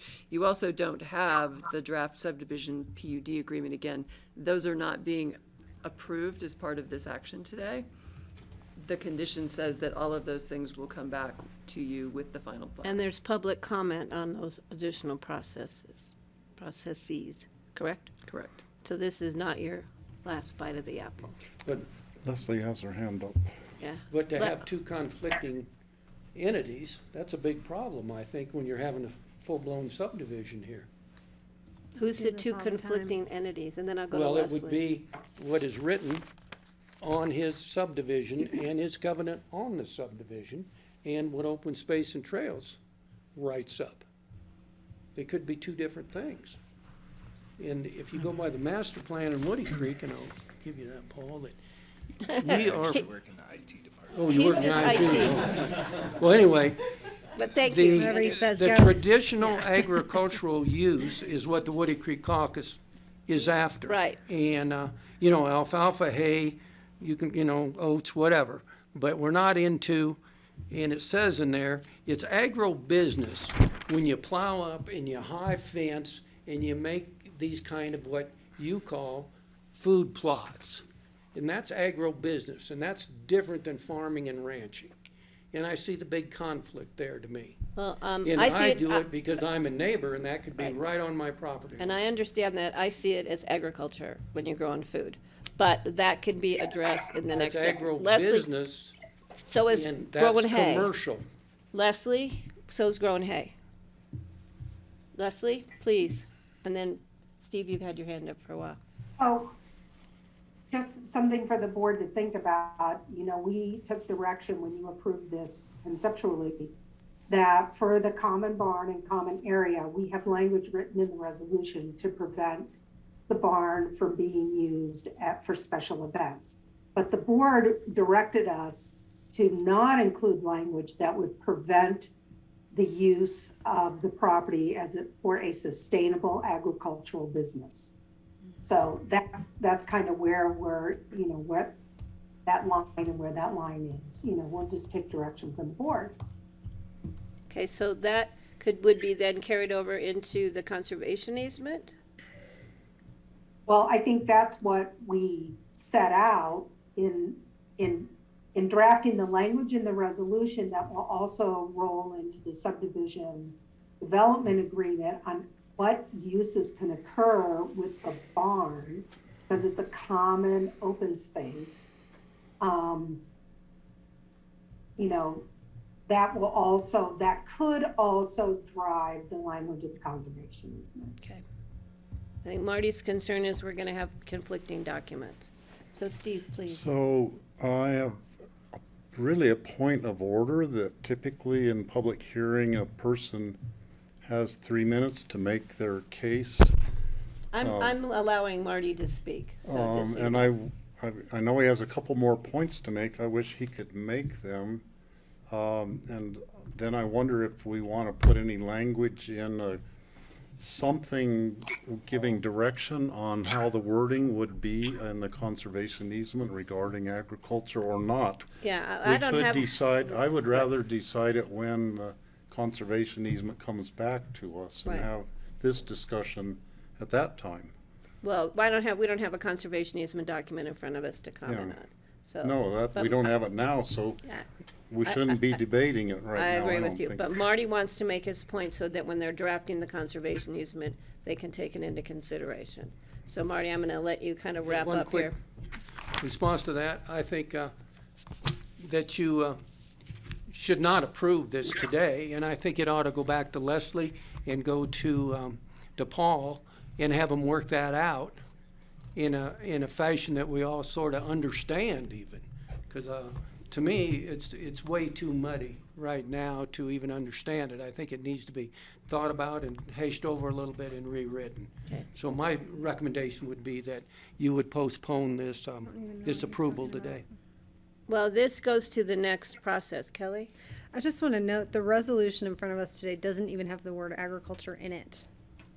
So the covenant that was recorded was from 2020 about, when the GMQS allotments were approved, and the conservation easement that the content of which I think is being debated here is going to come back to us in a full public hearing process where we will have the language of what that says. I think at that time, it would be helpful if we understand what the zone district allows for, anything that the covenant restricted during GMQS or allowed for, and then what the conservation easement is proposing would help clarify how we're teasing all these questions out.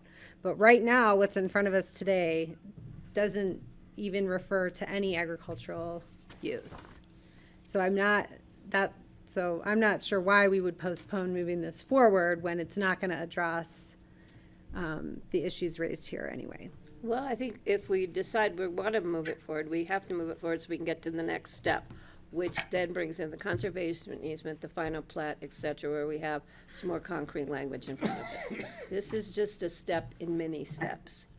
So, is the board, thank you, Marty, though, for bringing up some points. I know that was a concern of yours. So I'm going to continue this public hearing, just waiting to see if nobody else has been pulled up, so.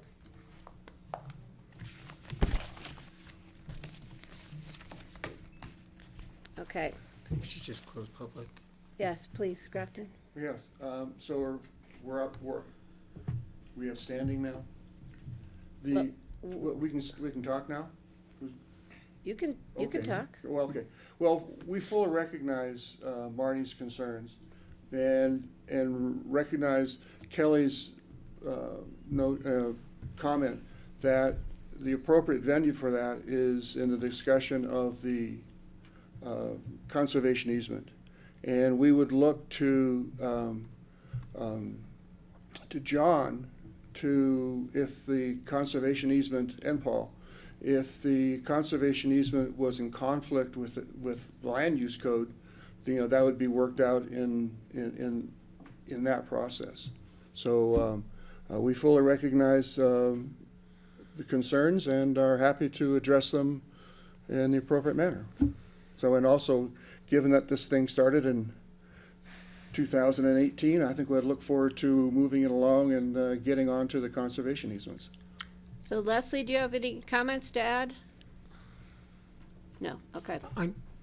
Bob, please. Robert Oxenberg again. I just have one, and I understand Marty's concern, and I don't have an answer for it, but he's right. I mean, even personally, I was thinking of putting in part of a potato field. I was going to have hay, and I was going to have grazing for the horses, and I was going to do a sunflower patch. So he's absolutely right that I was actually thinking, or anybody in the right mind would actually think of doing things. I wasn't thinking of building a hog slaughtering plant or any of the things that we would be in conflict with. But he does have a concern, and I don't have the answer for his concern.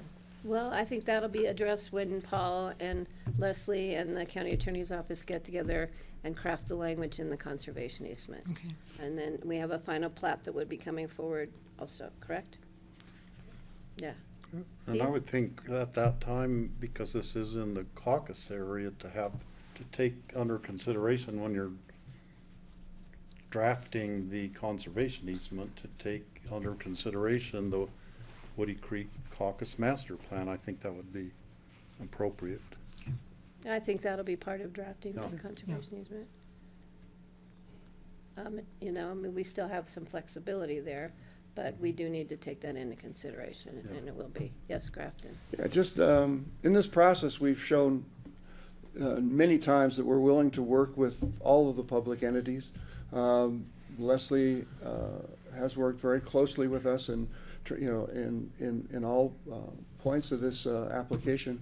And history has shown that we're willing to work, and we'll work through this, and it'll to everybody's benefit, so. Thank you. I'm going to bring it back to the board.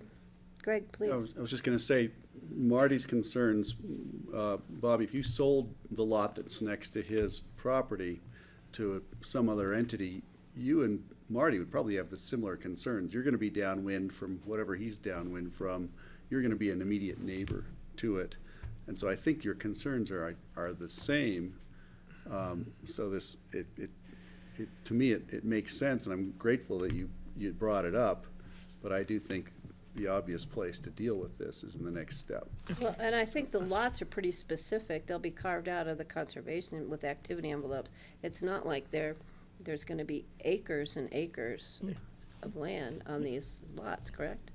They're going to be minimal to accommodate the needs of a structure, a residential structure. So, Yeah. You know, Go ahead. yes, Bob? Number one, I can't, the lot right next to Marty's land it's an 11-acre lot of common land that all it's down there for has a riding arena. And no structures except those little lean-tos for a horse to be underneath the shade. And that's the lot there. So that's the 11 acres right next to him. Now, he's also on the other side, but the other side is a private lot where the big house is. And below that is the other common area. It's one big common area that's kind of with the road in the middle. And this common area over here has the barn. But his concern is valid. I don't know how one stops anybody in agriculture, as you do also, but we can put the words in there, how you stop people from doing different things in agriculture, because there are 18 billion of them. Yeah. Unless you specify the things that you don't do. Well, Which you would go with the Woody Creek Caucus idea. That'll be worked out as part of the writing of the conservation. Yeah, and that was our intent. That was Paul's concept was, I said, I'm sorry to take this like another 60 seconds, but if I didn't do the grazing, and if I didn't do the hay, and if I didn't do this, he doesn't know about the sunflowers, but if I didn't do the potatoes, then if I wasn't using the land agriculturally, then our agreement was, yes, then he would be able to do something and at least find somebody who would do something that would work for both of us, not as being dictatorial about it. And no, I wouldn't want something, but it should be in words, and the words should be, and so his concern's valid. Yeah. And that'll come out in the law. Later on, right. Yeah. Right. So, bringing it back to the board. So the mechanics of it, to me, need to be fixed. We've got more process to go. We just need to move it forward to get there. And if we can't get there, we're not going anywhere. So that'll be, and I appreciate you giving out your concerns, because that can be taken into consideration when they move forward with the final plat and the conservation easement. So I'm looking to the board for, Steve, I please. would like to make a motion to approve on second reading the resolution approving the Oxenberg subdivision PUD detailed submission. I have a motion. And I can't think Amendment if to Leslie had activity some envelopes. amendments to the wording in there, or if those are already incorporated, Leslie. Amended. Leslie, have you already included the points that you pointed out about the pond and the wire and fencing and the CDU and that stuff? You've already addressed that. Well, those are in the GMQS covenant that I pointed out to you during my presentation. Okay. There are 3 minor changes to the resolution that I also relayed to you that I'll change in the resolution if you guys agree. Do you want me to repeat those again? With the dogs, the CDU. Changing the word in number 6 from including the plus clarifying 2B7 which is clarifying the CDU, 2B9, which also clarifies the definition of a dwelling unit, and then 16N, adding language about working dogs. All right, so we have those additions. So I will second with the amendments presented by Leslie. Okay, and I have a question. Do I close the public hearing for this, or do I, because I don't know when the next final plat is. So I'm gonna, because it'll be renoticed as a public hearing. Yeah. So I'm gonna close the public hearing on this. And I'm gonna bring it back to the board. Any further comments? I'm gonna call the question. All those in favor, please signify by saying aye. Aye. Oh, Charlotte, are you bringing us treats? Yeah. Motion passes. Whatever that tall bottle is, let's open that up. Motion passes 4-0. Steve, you, don't Charlotte. forget the gift bag. Thank you, Charlotte. All right.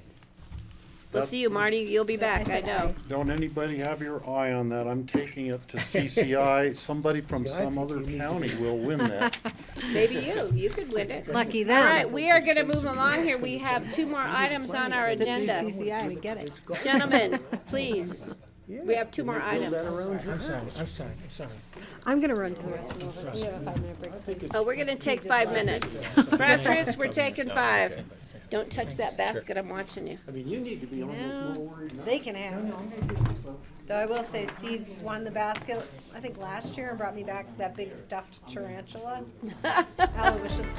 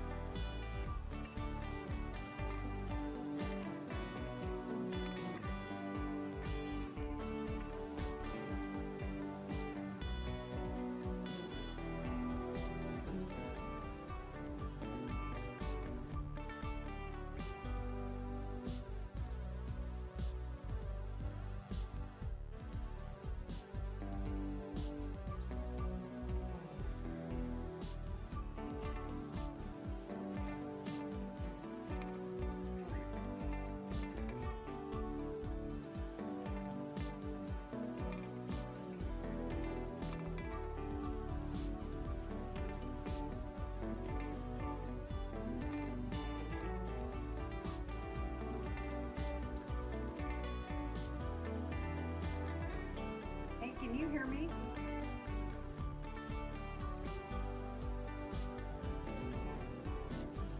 Patty, can you hear me?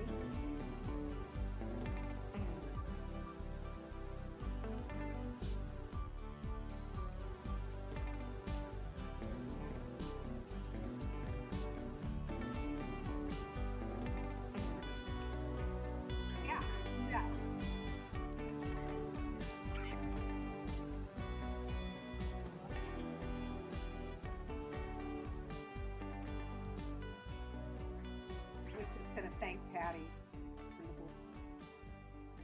Patty. I was just going to thank you guys for letting me zoom in today. And, you know, because of my illness. But I'm on the mend.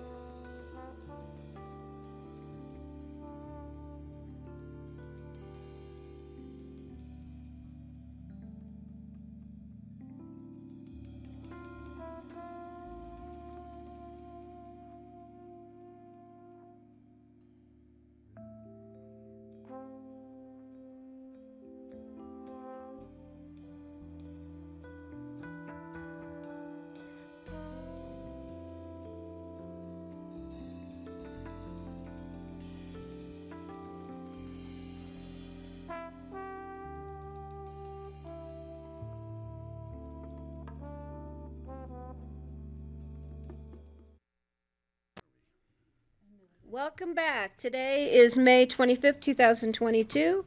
This is a regular meeting of the Pickens County Board of County Commissioners. We have two land use items on our agenda. And are we doing them together? Or are we separating them together? I'm fine with together. So Leslie, would you kick this off for us, please? Yeah, hi. So these items are kind of interrelated. They're both properties where the property owner is requesting the BoCC to remove a fully deed restricted dwelling unit and remove that deed restriction from the property. You've seen this a couple times for the 1120 Shieldo Road, which is up on Shieldo Mesa, up Snowmass Creek. The property owner proposed deeding, and either at the last meeting he was going to give you a dwelling unit that was in the airport business center. Myself and Cindy Christensen of APSHO, we took a look at that unit.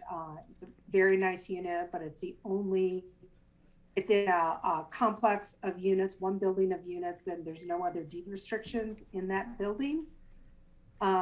Deed restricted units in that building.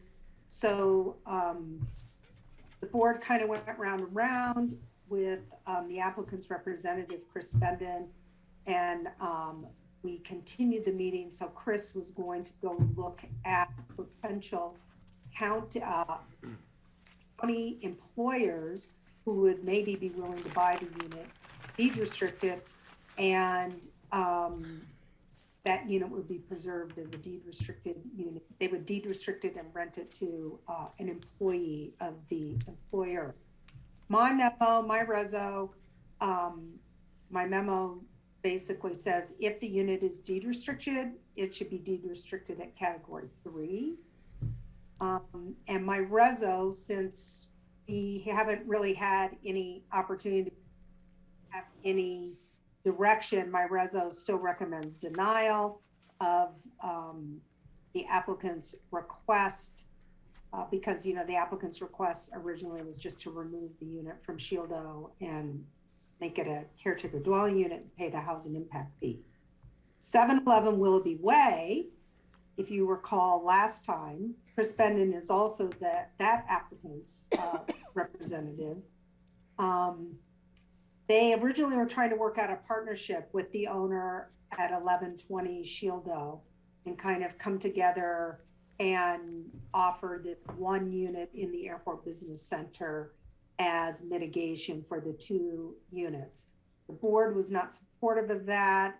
At the last minute, the property owner of 711 Willoughby Way increased the employee housing impact fee offer, and the board declined to accept or decline that and said, let's continue and go back to the drawing board.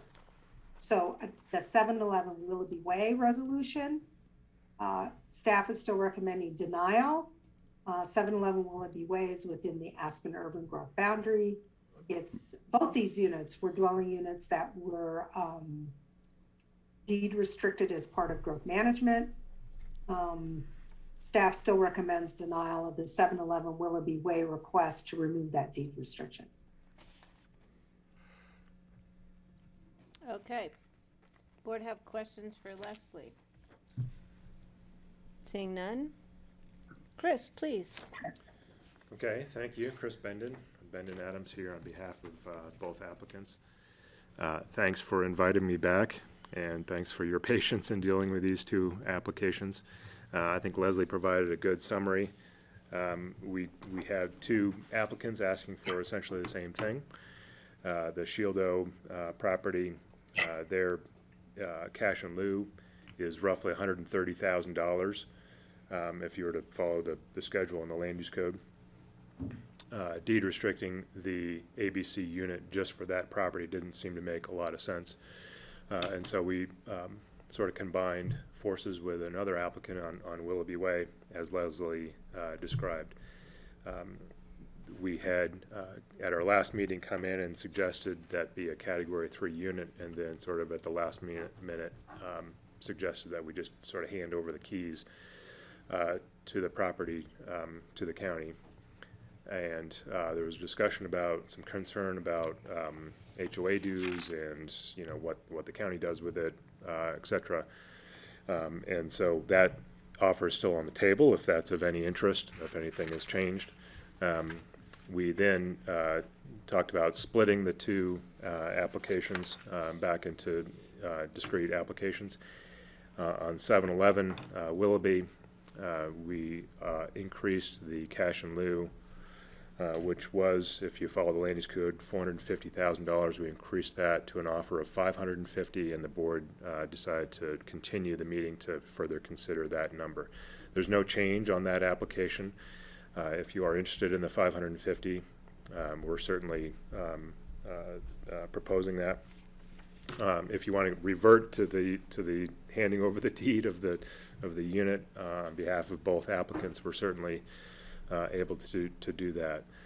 Regarding 711 Willoughby, if neither of those options are workable for the board, we would appreciate the ability to withdraw the application before a motion to deny is considered. With the 1120 Shieldo property, at the conclusion of our meeting last time, we'd suggested, well, we're still interested in providing the unit as a Category 4 unit rental to be sold to an employer so the employer can rent it on to their employee. And there was some conversation about, well, who is this other employer, et cetera. We do have a letter of intent with the Aspen School District to purchase the unit and then to rent to their employees. It's important that it's Category 4 because they would likely put 2 individual teachers it's a 2-bedroom unit. They put 2 individual teachers in the unit, and if they're both working for the school, even on a teacher salary, they would bust through the Category 3 limitation.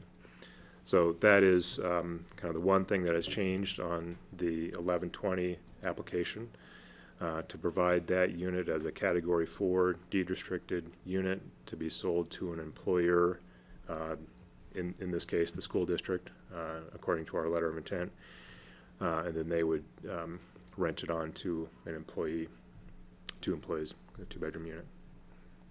Okay. Questions for Chris? Yeah, what's the nature of the rest of the units in that development? They are no deed restricted, but... Yeah, in that building, they're all free market. Yeah. And the assessments were so high. The That's why we didn't assessments were like high, the but the school purchase. district understands that. School district understands that. You know, the assessment, there's a sort of a catch-up assessment that is taking care of some sort of capital improvements that were just sort of ignored for a period of time, like a lot of HOAs experience. So there's some catch-up as part of that assessment, but it is high. That was part of the board's discussion in our last meeting. Do we have any documentation from the school district? Are they letter of intent or enthusiastic testimony or? Well, I mean, they're certainly enthusiastic about the unit. They're like a lot of employers in a phase of trying to pick up units to house their staff to be able to continue to provide the type of service they've been providing. You know, it was important for them that it would be exclusive. When we signed this with them, that we weren't also shopping it to other folks. We did start off with shopping it to a whole range of folks, the obvious suspects. But they are, you know, enthusiastic about it, and it's a great unit. I mean, you've seen pictures of the unit, and it's a nice unit. It's a nice place to live. So if we were to move this forward on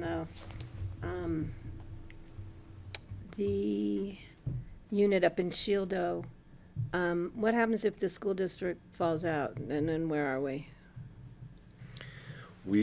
Well, if it depends on how the approval is worded, of course. We would want the ability to sell to an employer as a rental unit. It would be acceptable for us to have a staff review as to who that employer is, so that it's an actual bona fide employer. And that'd probably be proper so that we don't lock ourselves in to a sole issue with the school district. And we would like to continue to do the deal, but you know, obviously there's a transaction that needs to unfold with them. Yeah, I just want to make sure we have a completion of that transaction before we lose the CDU up in Shieldo in case everything falls through. And all that would need to be in place. The school district would want to see the unit, do all the due diligence, see the draft deed restriction, all of that stuff. So there's some ministerial things to continue to unfold. Leslie? Per the APCHA referral comments, APCHA would have to approve this as a rental unit, and that it is, you know, and they would ensure that it's sold to a qualified employer, and they would have some stipulations on it. You know, once the owner is no longer an employer within Pickens County, the unit cannot be owner occupied unless it becomes an employee unit. So there would be a whole deed restriction that would go on the unit that APCHA would have a copy of and probably co-sign. And that would go with whoever the employer is that purchases the unit? Yes. Yeah. I just want to make sure we keep it, you know, in the housing. Kelly? Right. Yeah, thanks, Chris. I'm amenable to this for the Shieldo. I would like to see the category 4 be the ceiling, and that we allow for the possibility for a lower floor, I guess, because, you know, we're struggling at APCHA right now with people making too much. So a category 4, I think in this context makes sense, but in the future, if a school district has like a single parent or something like that they're trying to house, I don't want them to be locked into the bottom level of that category. Understood. You know, so they could rent it to a category 3 if they so chose. If they found, Right. So I'm amenable to this. Yeah, I Thanks. agree And with then we that. can revisit the Willoughby Way, because I'm still confused about that. But. Steve? Yeah, I'm okay with that. I know that when we first saw the unit and then we saw the HOA fees, it was like, well, the county wouldn't purchase that ourselves because of the HOA fees, I think, being so high. Granted, it's a really nice unit. They have the pool and the hot tub and some amenities that are pretty nice for an employee. Mm-hmm. So I like the idea of someone else, and if the school district wants to do that, that's awesome. I'm in favor of that. So Leslie, public hearing? No, this was, Oh, come on. no, but I forgot to lower my hand, but since you called on me. So I will need to revise this reso and get with Cindy Christensen on what kind of, conditions of approval, that actual will want to see in this, and then the reso will also at the same time. Chris, I assume the property owner of Shieldo wants to convert that detached structure into a CDU? Yeah, correct. Yeah, so then the reso will also be approving the caretaker dwelling unit on 1120 Shieldo. Does that need to come back to us once you've tweaked it, all that, or? Well, I think it should. Okay, all right. So Greg, where do you stand? Fine. So, I think we need a motion to continue this. Yes, Mr. Ely? That would work. All right. Do we need a date certain that we can change along the way? This isn't a public hearing, so a date certain isn't necessarily required. Was there a notice that went along with this, Suzanne or Leslie? So, okay, so we can just continue it, and Leslie will work on a date in the future with Chris and you and me on the agenda. All right, I'll make a motion to continue the resolution of the BoCC denying the Tridel Real Estate LTD request to eliminate employee dwelling unit deed restriction at 1120 Shield O Road, to a date to be determined. I'll second that. Any other comments from the board? I'll call the question. All those in favor, please signify by saying aye. Aye. Aye. All right, one down, one to go, Chris. So the next one is the Willoughby request. They've upped the ante Win-win, I like it. to 550,000.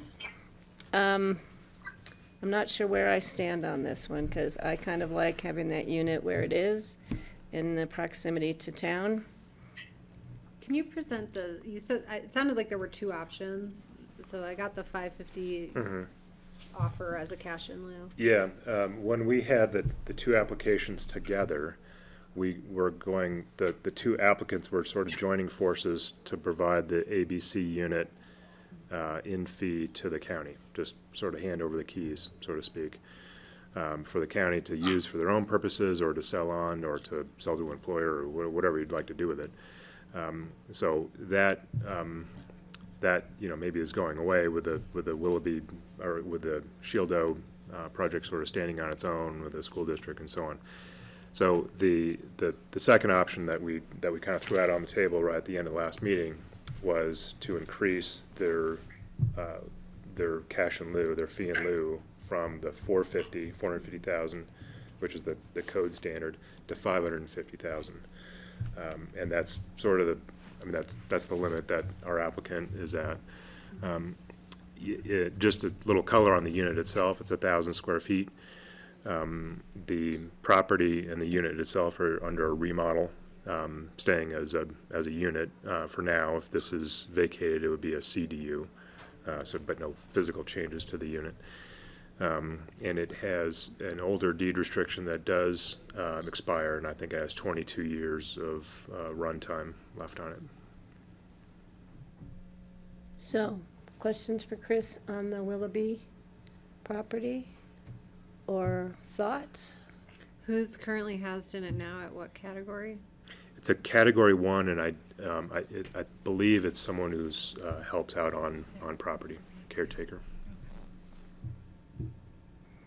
So we can get $550,000, or we can say no Retain a unit for 20. for 22 years. Yeah. Decision time. I see a lot of thought. Does the $550,000 in our housing program get us a unit? A bedroom. Does it buy us a bedroom anywhere? And where? How far? How And far out? where? Somewhere. Silt. How far down valley? How far down Valley do we have to go to buy that This one's hard bedroom? for me. This is a hard one. Probably not far enough, yeah. So It's not close enough is the question. Yeah. it could go to Phillips. Or does it have to go to a unit? It can go to Phillips. No, I mean, I thought you were basically asking the question that was in my head. What can you get for 550,000 and where's it gonna be? Right. This just isn't apples to apples for me, you know. Also particularly because it was like part of a growth management process that was awarded, you know, its development approvals, based on that. So are you saying you're gonna hold your ground and not accept the 550? Because I know Chris is saying before we vote, he Right. wants to see the Yes. direction so he can Yeah. withdraw. I'd be inclined to agree with Kelly. Me It just too. doesn't, it falls short. It just falls way 2 years ago, you might have had a different answer, right? And when didn't we start this 2 years ago? It feels like it. If you look at the appreciation on anything over there, it falls short dramatically just in 2 years. So I'm seeing the direction. Yep. So what would you like to do, Chris? Yeah, we'd like to withdraw the application. Okay. Leslie, you got that? Great Yes, work I on the do. other one. It was nice to see you. Yeah, nice to see you. And we'll be back as soon as we can. Now that there's a unit involved, people are really anxious to get there. We have a tenant who's moving out June 1st, so Yeah. I'll get with Leslie and make sure we Great. keep this moving forward. Yeah. All right, And thanks, you've Thank got you. a Thanks, board Chris. that seems to be of like mind. Yeah, yeah. All right, so bringing it back to the board. You know what a path forward could look like. This other one. All right, It's a thank you. path down Red Mountain Road into town. All right, thanks, Chris. Thanks, Chris. Nice to see you. Good creative work on the other one. Good, yeah, thanks. Yeah, Can't yeah. be easy. Yeah. That's kind of exciting. All right, I'm bringing it back to the board for open discussion. Nothing from staff? I wanted to read to you from the Our encyclopedia. new ComDev person, Andrew, do you have any comments from ComDev? I'm like, is that where I thought you were? Oh. I'm like, and you kept going, I feel like I should have some stuff to report out, Take the but I paper don't. from him, don't say a word. All right, any other board members? I have one. EOTC meeting tomorrow, who's going? I have Steve, to are you stay gonna home. be gone? EOTC meeting is No one tomorrow ever at 4. told us. I'm gonna be there. Okay, I reserve the ability to, show up or not show up? to go, to do it Are you coming? So telecommute. tomorrow's kindergarten night, so Scott's taking Bridget and I have to watch Al at home. So I will be home. You be zooming from Zooming in. home? Okay, just, I want to make sure we have a quorum. I'll be Yeah. zooming. I'll be zooming. I'll be there. Steve, are you gonna Zoom or be there? No, I was planning on being there. Okay. Okay. All right, Sorry to miss it. I Francie's had dancing planned with too, wolves. but, you know. All right, anything Such else? is life. Mr. Ely, do you have any open discussion for us? Steve? Well, there was an item earlier today that I forgot to bring up a point. It's too late now, we're already done. No, but I want to ask It's like a advice. motion to reconsider. It's the one that Lindsay Maish was there for, Oh, regarding the Northwest Cog Grants? grants. And the one, and I was confused because on the one, it could be $10,000 or $20,000 or $18,000 were three numbers I pulled out from various parts of the packet. So I don't honestly know what and one was for either 1 year or for 2 years, so it was not clear to me, and I meant to clarify it with Lindsay. I have a thought I would chance just write on to second Lindsay reading. with my questions, and then she could bring it back at the second You are more than welcome to second call her reading. and And let that's her what know. I was thinking I should do, but if anyone has a different idea than that. No, I think that's great, and then she can bring it back and clarify it at the second reading. And did any of the rest of you A have public hearing. that confusion in reading through the material? No, I It- wasn't confused then, but I'm totally confused now. All right. Are we good? I'll make a motion to adjourn. I'll second it. I can do that, right? You certainly can. I'm going to call the question. All those in favor, please signify by saying aye. Aye. Aye. Grassroots, thank you. Andrew, thank Thank you. you. John and John, thank you. Thanks for getting us out of here. I can go to my kids' end of year Yeah. party.